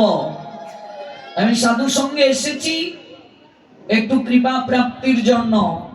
আমি রান্না করতে পারছি না, একটু সবজি আমানি করে দিয়ে দেব, একটু জল এনে দেব, এটা তো পারবো। একটু উচ্ছিষ্টটা মুছে নিয়ে নেব, একটু সবজি আমানির পর যেগুলো থাকবে অবশিষ্ট সেগুলো ফেলে দেব। বিভিন্ন ভাবে সেবা করা যায়। অর্থাৎ এই দেহটা গুরু বৈষ্ণব ভগবানের সেবায় অর্পণ করতে হবে। যশোদা আজ মনে মনে চিন্তা করছেন, আমি নিজেই গোপালের জন্য ননি তৈরি করব। নন্দ পিতার আমরা জেনেছি নবলক্ষ গাভী ছিল, তন্মধ্যে 8টি গাভী ছিল পদ্মগন্ধিনী গাভী। পদ্মগন্ধিনী গাভী কাকে বলে? এই গাভীগুলোকে এক প্রকারের ঔষধি সুগন্ধি তৃণগুল্মাদি খাওয়ানো হতো। এই গাভীর দুগ্ধগুলো অন্যান্য গাভীর দুগ্ধ থেকে আলাদা, এই জন্য এই গাভীগুলোকে বলে পদ্মগন্ধিনী। দুগ্ধের ঘ্রাণটাই আলাদা, সুস্বাদু বেশি। তাই যশোদা এই 8টি গাভীর দুগ্ধ থেকে গোপালের জন্য ননি তৈরি করবেন, এই চিন্তা করছেন। আর গোপালের চুলের মাঝে এরকম বিলি কাটছেন শয়ন করিয়ে করিয়ে। গোপাল ঘুম থেকে তখনও উঠেনি, অনেক পূর্বে ভোরবেলা যশোদা ঘুম থেকে উঠেছেন, উঠেই স্নান করে নিয়েছেন। ওমা তোমরা কি জানো, আগেরকার দিনে দধিমন্তন নিশ্চয়ই করেছো কেউ না কেউ। মাটির হাড়ির মাঝে বাঁশের কুড়া দিয়ে এরকম ঘুমঘুম ঘুমঘুম ঘুমঘুম শব্দ করতো। এই দধিমন্তনটা কি দুপুর 12টায় করে গো? কোথায় করে? ভোরবেলা। কেন? কারণ আছে। আর এটা আপনারা জানেন কিনা, অস্নাত কখনো দধিমন্তন করতে নেই, স্নান করে দধিমন্তন করতে হয়, নতুবা সেই ঘি সেই ননি ভগবানের সেবায় দেয়া যাবে না। এই জন্য খুব ভোরবেলা, গোপাল তখনও ঘুমে, যশোদা ঘুম থেকে উঠে সবচেয়ে সুন্দর একটা শাড়ি তিনি পরিধান করলেন। সুন্দর একটা শাড়ি। কেন? গোপালের জন্য দধিমন্তন করবেন, এখানে সুন্দর শাড়ি পরার দরকার কি? সাজবে কার জন্য? ভগবানের জন্য। এই কথাটা আমার বলা উচিত নয়, এই জন্য আমি ক্ষমা চেয়ে নিচ্ছি। এরপরও এই আসনে যেহেতু বসেছি বলার অধিকার আছে, নতুবা বলতাম না। আমরা অনেক সময় দেখবে, বিশেষ করে মায়েদেরকে বলছি, কোথাও যখন বের হন তখন তারা সেজে গুজে বের হন, ঠিক কি ঠিক না? কিন্তু ভগবানের ঘরে যখন সেবা দিতে যান, হাত তুলুন তো, কজন সেজে গুজে যান? একজন হাত তুলেছেন, সূচনা দেবী। আর একজন হাত তুলেছেন, দুজন। আচ্ছা, আরো হাত উঠছে, গৌর প্রেমানন্দে। বাহ! ভগবানের সেবা দিতে গিয়ে কজন সেজে যান? একটু মেকআপ দিয়ে যান। আচ্ছা, তো বাইরে বের হলে নিশ্চয় একটু, তো ভগবানের ঘরে যখন যাব তখন একটু সাজবে, একটু মেকআপ দেবে। কেমন? সাজটা দুজনের জন্য। নারীর সাজ কজনের জন্য? দুজনের জন্য। এক হলো পতি আর এক হলো জগৎপতি। আচ্ছা, আমার প্রশ্নটা এই দিকে, আপনাদের এমন কেউ আছেন যে আপনার স্ত্রী সেজে গুজে আপনাকে কেবল দেখান, যে আপনার জন্য সাজেন? আমরা যখন কোথাও বের হই তখন সেজে গুজে বের হই, কিন্তু স্বামীর জন্য কজন আছে সেজে গুজে আসি? দেখো তো আমায় কেমন লাগছে। তো সাজবো স্বামীর জন্য, তো বাইরে যে সেজে যাই কাকে দেখানোর জন্য? স্বামীকে দেখানোর জন্য। তার মানে কি বাইরে সেজে বের হবো না? নিশ্চয়ই বের হবো। আমি সাজবেন না, না করছি না, কিন্তু আমি সাজবো কার জন্য? এই সাজটা কে দিলেন? হ্যাঁ, ভাগবত না পড়লে এগুলো সূক্ষ্ম তত্ত্ব বুঝবে না। সাজ দিয়েছেন আমার স্বামী। স্বামী চলে গেলে আমি বৈধব্য ব্রত নেই, সাজও চলে যায়। তো সাজ যদি স্বামীর জন্য হয়, তাহলে আমি কি স্বামীর জন্য সাজি? স্বামী যদি নীল রং পছন্দ করে, আমার পছন্দ নীল নয়, আমি তো লাল পড়ছি, তাহলে আমি তো স্বামীর জন্য সাজছি না। ভাগবত বলছেন না, তাহলে অপরাধ বলে গণ্য। নারী সাজবে পতি আর জগৎপতির জন্য, দু জায়গায় সাজবে। স্বামীর জন্য সাজবে, আর সেজে গুজে ভগবানের সেবা যখন করবে ঠাকুর ঘরে ঢুকবে। এই সময় কিসের ঠাকুর ঘরের জন্য তো এখন আলাদা কাপড় থাকে, বাথরুমের জন্য আলাদা কাপড় থাকে। কোন ক্রমে বাথরুম থেকে বের হয়ে ওই ম্যাক্সি আর শাড়ি যেটাই ঠাকুর ঘরের জন্য থাকে, এটা কোন ক্রমে পরে হুম করে ঘরে ঢুকে একটু ঘন্টা বাজিয়ে হরিবল হরিবল দৌড় সবাই। আর যখন বিয়ে বাড়ি যাব তখন দেখবে, কি রে রাধাকান্তের মা শেষ হয়নি, শেষ হবে কি করে, আর একটু সময় দে। যশোদা দেখো গোপালের জন্য সাজছেন। ঘুম থেকে উঠে তিনি সুন্দর একটা শাড়ি পরিধান করেছেন। কেন? গোপালের জন্য দধিমন্তন করবেন। তাই বলে আপনারা যে কাল থেকে বাইরে সেজে যাবেন না তা কিন্তু বলি নাই, ভুল বুঝবেন না। আমরা সাজবো নিশ্চয়, কিন্তু সর্বোত্তম সাজটা কার জন্য? জগৎপতির জন্য আর পতির জন্য। পতির জন্যই তো আমার সাজ। পতিকে খুশি করার জন্যই পত্নী সাজে। আর জগৎপতি, পতি যখন চলেও যায় তখনও একটা নারী সাজতে পারে, শাস্ত্র দোষ দেয়নি। যদি সে জগৎপতি অর্থাৎ গোবিন্দকে পতি জ্ঞান করে সাজে, তার কোনো দোষ নেই, কোনো দোষ নেই, তার জগৎপতির জন্য সাজবে। তো যশোদা সুন্দর একটা শাড়ি পরিধান করলেন। তখনও গোপাল ঘুমিয়ে আছেন। ব্রাহ্ম মুহূর্তে তিনি দধি মন্থন করার জন্য দাঁড়ালেন। আপন মনে তিনি দধি মন্থন করছেন, আর বদন দ্বারা মধুর স্বরে কীর্তন করছেন। দধি মন্থন করছেন আর মুখ দ্বারা কি করছেন? কীর্তন করছেন। এটার দ্বারা কি শিক্ষা দিয়েছেন? হাতে করো গৃহ কর্ম আর মুখে বলো হরি। কাজ করো, দুঃখের কিছু নেই, কিন্তু বদন দ্বারা হরিনাম করতে হবে। অনেকে বলে বাবা আমি তো সময় পাই না। না, তোমাকে আলাদা সময় দেওয়ার দরকার নেই। তুমি সবজি আমানি করছো, বদন দ্বারা হরিনাম করো, হরে কৃষ্ণ কৃষ্ণ কৃষ্ণ হরে হরে, হরে রাম রাম রাম হরে হরে। কাজটাও হলো, নামও হলো। রান্না করছো বক্সে, এখন তো কত সুন্দর যুগ, উন্নত যোগাযোগ, উন্নত প্রযুক্তি, একটা ছোট্ট বক্স কিনে নাও। সারা বিশ্বের ভাগবত আচার্যগণের পাঠ ইউটিউবে পাওয়া যায়। একটা ইউটিউবে পাঠ, এখন তো ঘরে ঘরে ওয়াইফাই আছে, একটা ইউটিউবে পাঠ বক্সের মাঝে ফিট করে দাও আর বাসি কাজ করো, দেখবে শক্তি পাবে শরীরে। কেমন?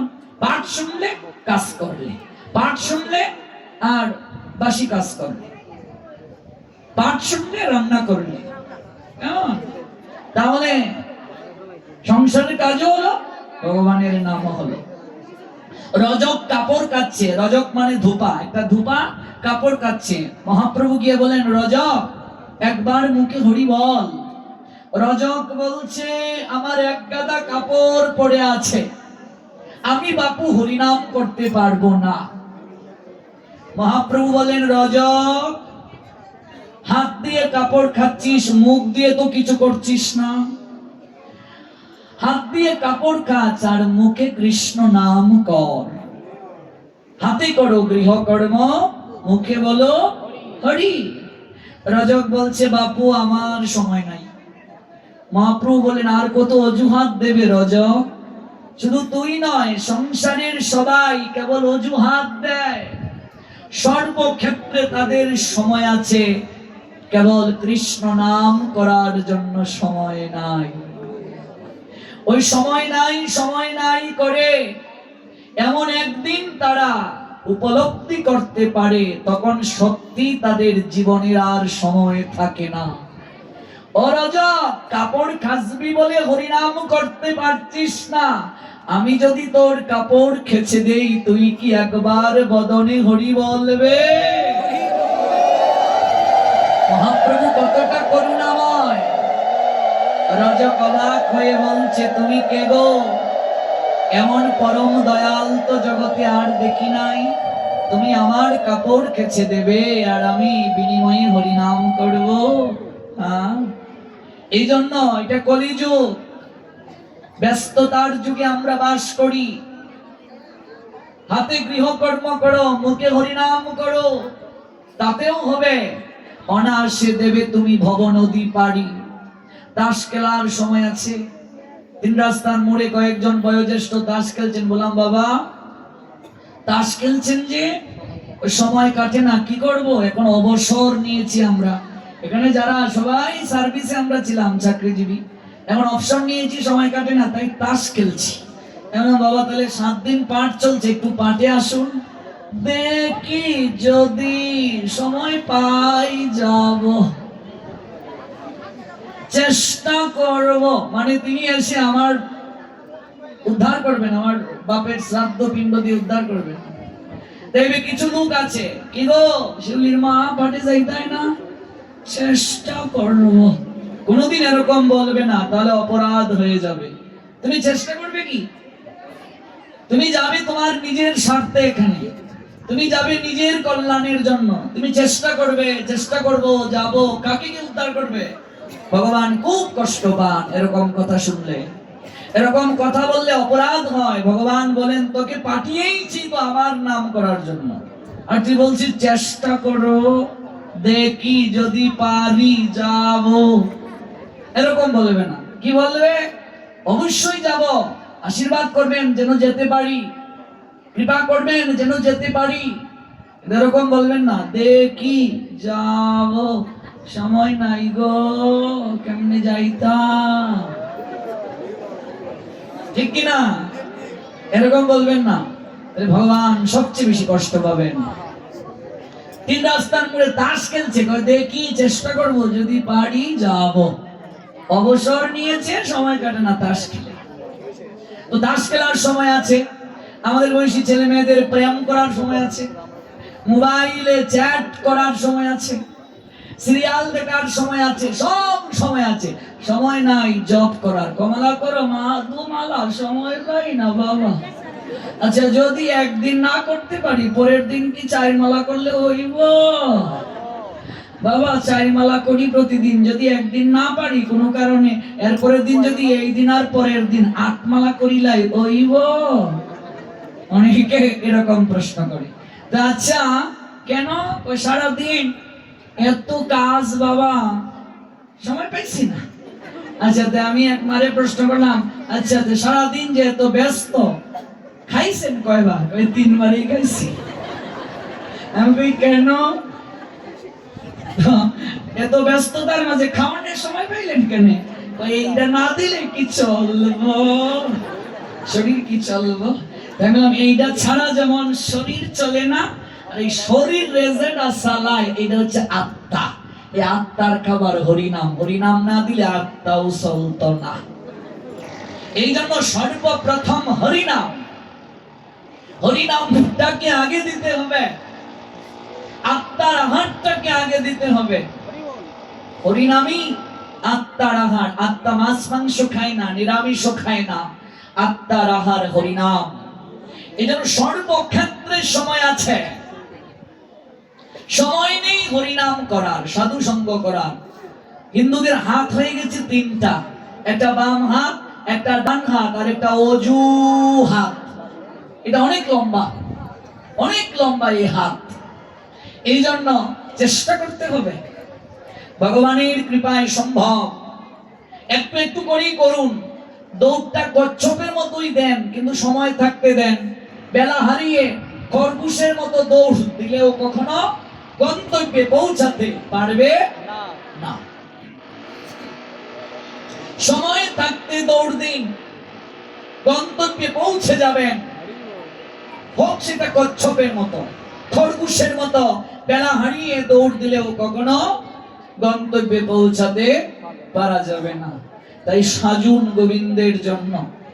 আপনি সব সময় পারেন না, চাকরিজীবী যে বাবা আপনি যে কথাগুলো বলছেন, আমরা কি আর শাসনের সময় আছে? আমরা নাকে মুখে খাইয়া দৌড় দেই স্কুল। তাহলে সপ্তাহে শুক্রবার তো ছুটি, এই দিন সাজন ভগবানের লেগে। বাবা রে বাবা, এই দিন একটু ঘুমাইতাম না, বিশ্রাম নিতাম না? অন্তত একদিন ভগবানের জন্য সাজুন। যদি প্রতিদিন না পারেন, সেজে গুজে মন্দিরে যান, সেজে গুজে ভগবানের ঘরে যান।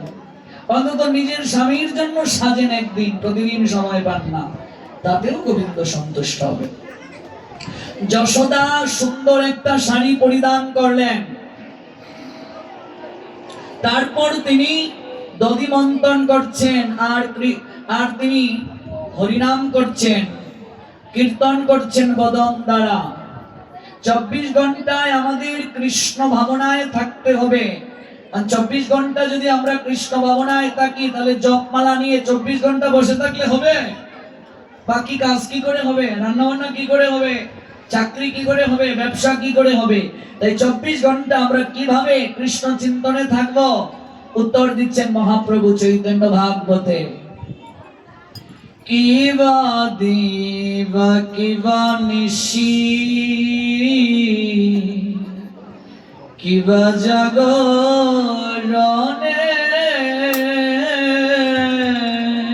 ও কিবা দিবা কিবা নিশি, কিবা জাগরণে, অগয় হরে নিশি বল কৃষ্ণ, ভজ কৃষ্ণ ভজন কর হরে নিশি, বল মদনে,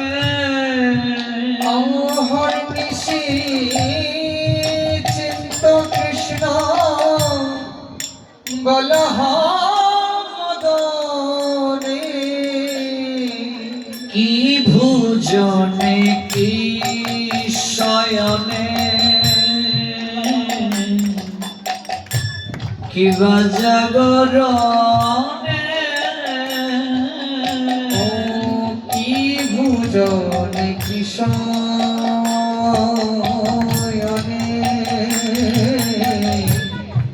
কিবা জাগরণে কি ভোজনে ভোজন করার সময় হরিনাম করো চিন্তন করো কি ভোজনে কি শয়নে ঘুমানোর সময়ও করতে পারো ঘুমানোর আগে একটু হরিনাম করে নাও 5 মিনিট হাতে তালি দিয়ে বালিশটাকে প্রণাম দাও তারপর শয়ন করো এই যে হরিনাম করলে প্রণাম দিলে বালিশটাকে বন্ধন হয়ে গেল বিছানাটা যদি ঘুমের করে মরেও যাও যমদূতেরা তোমাকে আর নিতে পারবে না কি ভুজনে কি শয়নে কিবা জাগরণে অহর্নিশি চিন্তা কৃষ্ণ বলহবদনে অহর্নিশি চিন্ত কৃষ্ণ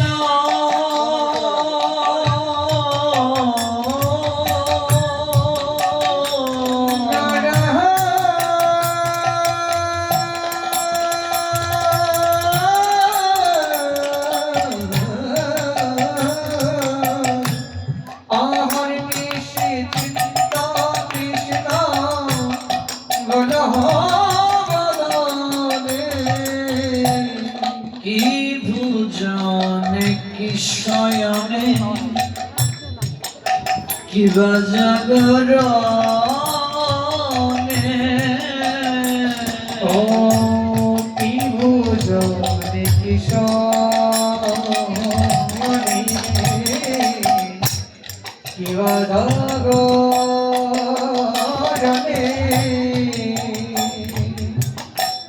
অহর্নিশি চিন্তা কৃষ্ণ বলহবদনে এভাবে আমরা 24 ঘন্টাই থাকতে পারি ভগবানের চিন্তায় কেবল জপমালা নিয়ে বসে রইলাম মানে আমি ভজন করলাম তা কিন্তু নয় ভজন মানে কি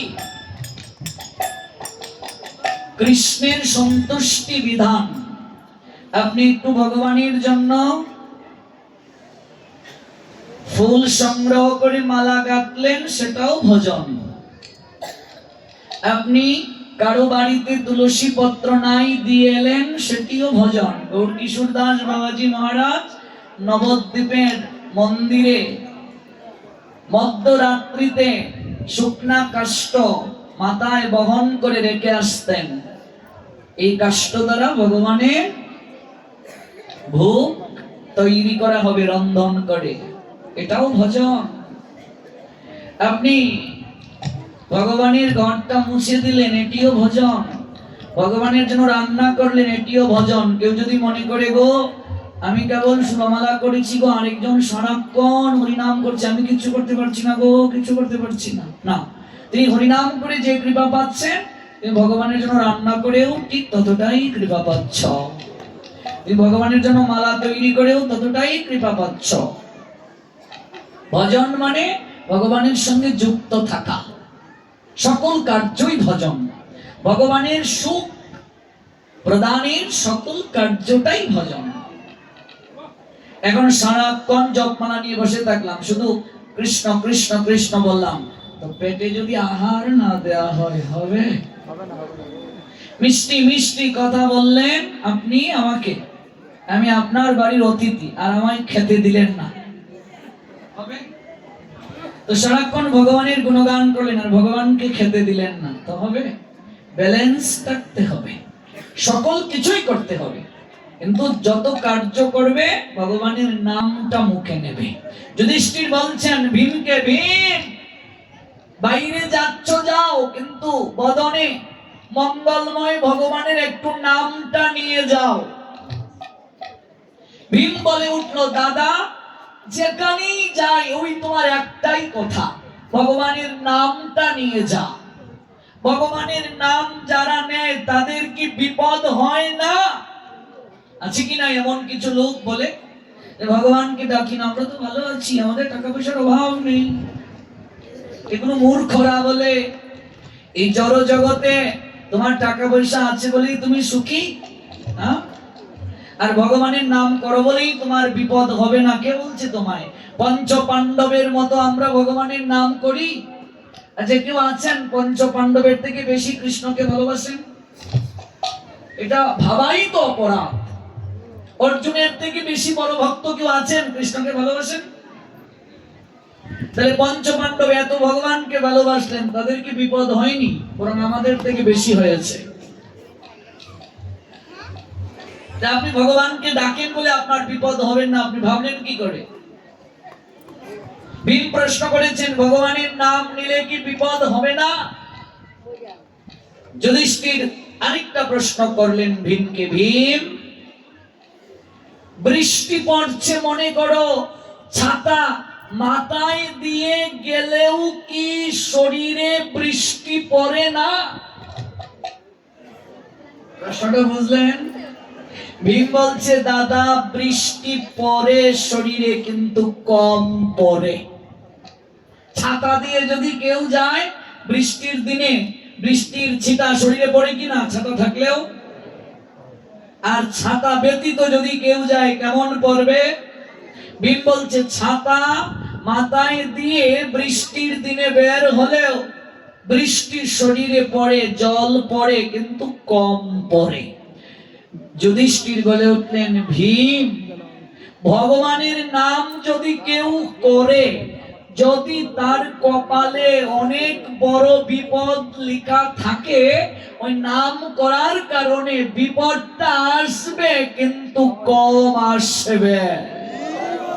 মনে করো হুচট খেয়ে কোমর ভাঙ্গার কথা ছিল, তোমার ভাগ্যে ছিল হুচট খাবে, কোমরটা ভাঙবে। তুমি হুচট খাবে কিন্তু কোমরটা ভাঙবে না, একটু ব্যথা লাগবে। মানে বিপদটা তাল হওয়ার কথা ছিল কিন্তু তিল হবে। এজন্যই ভগবানের নাম করবে। মানুষ পূর্ব জন্মে পুণ্যের কারণে এই জড় জগতে সুখ লাভ করে। এই জগতে যারা অর্থ সম্পদের মালিক হয়েছে, ওদের পূর্ব জন্মে পুণ্য ছিল, পুণ্যের প্রভাবে ওরা অর্থ সম্পদ পেয়েছে। কিন্তু মনে রাখবে, ওই অর্থ সম্পদ যদি ওরা ভগবানের সেবায় না লাগায়, যদি অহংকার করে, তাহলে ওদের জীবনটা যন্ত্রণায় ভরে যাবে। এই জন্য ভগবানের নামটা নিয়ে বের হতে হবে। শয়ন করব, ভগবানের নাম নিয়ে শয়ন করব। ঘর থেকে বের হব, ভগবানের নামটা নিয়ে ঘর থেকে বের হব। 24 ঘন্টা যারা কৃষ্ণ ভাবনায় ভাবিত থাকতে চায়, তাদের পক্ষে এই অভ্যাসটি আয়ত্ত করতে হবে। কায় মন বাক্য দ্বারা সেবা করতে হবে। তাই মহাপ্রভু বলছেন, কি শয়নে কি ভুজনে কিবা জাগরণে, অহর্নিশি চিন্ত কৃষ্ণ বলহ বদনে। যশোমতী মা, কথা বলো না মা। প্রবচন শেষ হয়নি, তাই কথা বলা যাবে না। তিনি সাজলেন আজ, দধিমন্তন করবেন। সুখদেব গোস্বামীপাদ যশোদার রূপের বর্ণনা দিচ্ছেন ভাগবতে। যশোমতী মা হলুদ রঙের একটি রেশমি কাপড় পরিধান করলেন, একটা শাড়ি পরলেন। শাড়িটার রং কি? হলুদ। মনে রাখবে, এই হলুদ বর্ণের শাড়িটা পরে যশোমতী মা দধিমন্তনের জন্য তিনি প্রস্তুতি নিলেন। চুলটা সুন্দর করে বাঁধলেন, বেঁধে খুফা বাঁধলেন। আর কি করলেন? সেখানে একটা চমৎকার পুষ্প গুজে দিলেন, মালতী ফুলের মালা। মালতী ফুলের মালা দিয়ে খুফাটাকে সুন্দর করে বেষ্টন করে দিলেন যশোদা। আর কি? হাতের মাঝে অনেকগুলো কাচের চুড়ি পরলেন, বুঝলে? কাচের চুড়ি পরাটা ভালো। আগেরকার মায়েরা কিংবা এখনো যখন বৃন্দাবনে যাবে দেখবে গোপী যারা বৃন্দাবনে, ওরা কিন্তু পরপুরুষকে মুখ দেখায় না। গোপীরা ঘুমটাটা একেবারে এমন করে টেনে রাখে এতটুক পর্যন্ত, আর সারা হাত তাদের চুড়ি থাকে কাচের চুড়ি। আমাদেরও শাস্ত্রে বলা আছে মায়েরা শঙ্কের সঙ্গে, বাঙালি মেয়েরা চুড়ি পরবে। এখন তো অনেকেই একেবারে চিকন কেবল একটা শঙ্খ পরে, আর কিছু পরে না। একেবারে না যদি পরা যেত আরো ভালো। প্রায় জায়গায় এই প্রচলনটা হচ্ছে, এটা দাসত্বের চিহ্ন, শঙ্খ লাগে না, সিঁদুর লাগে না। কেমন 3 বাচ্চার মা, তারা যদি শঙ্খ সিঁদুর না থাকে সেও ডেটিং মারতে পারবে। কেমন? তাহলে সিঁদুর যদি ললাটে থাকে, সিঁথিতে থাকে, তাহলে সামাজিক ভাবে একটা পরিচয় থাকে, উনি কারো ঘরের লক্ষ্মী, উনি কারো ঘরের লক্ষ্মী। এটা একটা পতির প্রীতির চিহ্ন। তাহলে শঙ্কের সঙ্গে চুড়ি পড়বে। সবসময় নাও পড়তে পারো, বিশেষ অনুষ্ঠানে নিশ্চয়ই পড়বে। কেমন? সবসময় নাও পড়া যেতে পারে, কাজ করতে গিয়ে সমস্যা হতে পারে, কিন্তু কেবল একটা শঙ্খ পড়লে অমঙ্গল হবে। কেবল একটা শঙ্খ পড়বে না, শঙ্খের সঙ্গে অবশ্যই চুড়ি কিংবা বালা পড়তেই হবে, কিন্তু একটা শঙ্খ পড়বে না। মানে কি একটা শঙ্খ মানে আমি কি বোঝাচ্ছি? কেবল শঙ্খ। কেউ কেউ কেবল একটা চিকন, এখানে একটা শঙ্খ, এখানে একটা শঙ্খ, আর কিছু পড়ে না। না, সঙ্গে চুড়ি পড়বে। ওই চুড়িগুলো যখন, চুড়িকে বলে কঙ্কন ভাগবতের ভাষায়, ওই কঙ্কন গুলো যখন একটা আরেকটার সঙ্গে এরকম শব্দ হয়, তখন গৃহের যে নেগেটিভ এনার্জি রয়েছে, নেতিবাচক শক্তি, এগুলো দূর হয়। একটা কঙ্কনের সঙ্গে আরেকটা কঙ্কন যখন ধ্বনি হয়, অলক্ষ্মী গৃহ থেকে দূর হয়ে যায়।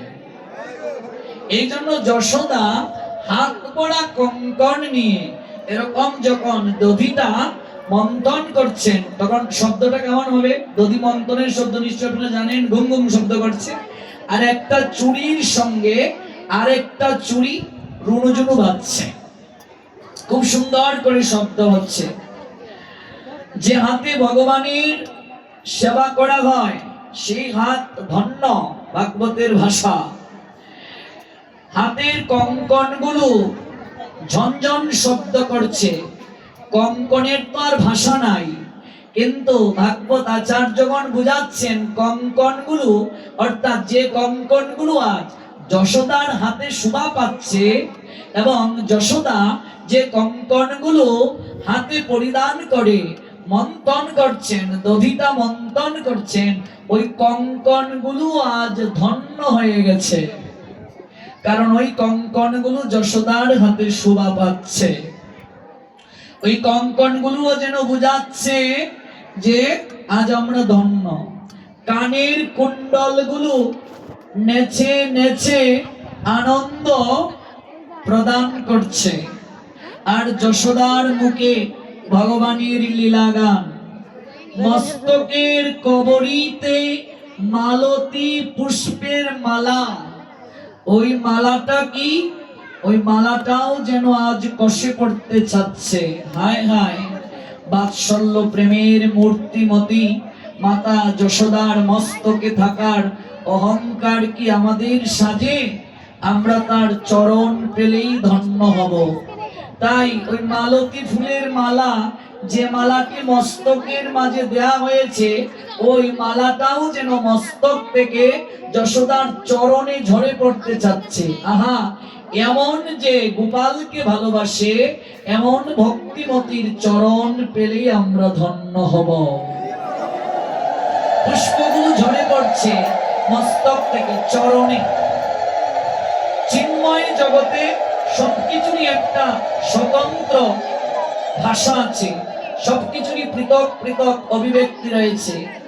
এদিকে মায়ের হৃদয়ের স্নেহই স্তনদুগ্ধ রূপে বহির্গত হচ্ছে। আর যশোদার স্তন থেকে আপনা থেকেই দুগ্ধ ঝরে পড়ছে। কারণটা কি? ওই স্তন দুগ্ধ ওরা মনে মনে ভাবছে যশোদা আজ নিজের হাতে দধি মন্থন করছেন, এমন সুস্বাদু ননি গোপাল যদি খায় তাহলে তো আজকে আর স্তন গ্রহণ করবে না, তাহলে আমরা দুগ্ধ রূপে তো আজ আর গোপালের সেবা করতে পারবো না।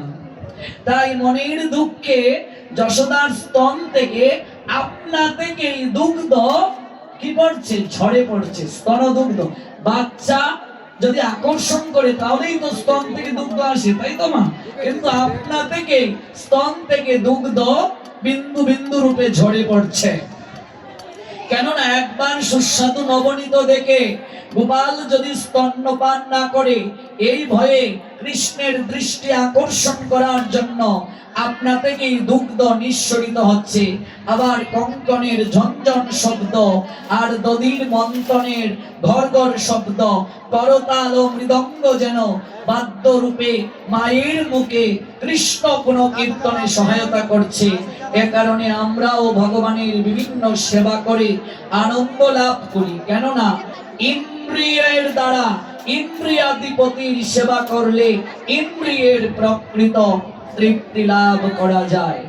দেখুন ব্রজের লীলা একটু নিবৃত পরিবেশ ছাড়া কখনো আস্বাদন করা যায় না। এদিকে গোপাল শয়নে আছেন, গোপালের হঠাৎ নিদ্রা ভাঙলো। আমরা আগামীকাল আমরা শ্রবণ করব নিদ্রা ভাঙ্গার পর গোপাল কি করলো।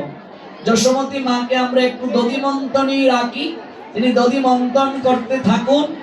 আমরা যে লীলা এখানে শেষ করছি, আগামীকাল ওই জায়গা থেকে পুনরায় শ্রবণ করব। একবার প্রাণ ভরে বলুন নিতাই গৌর।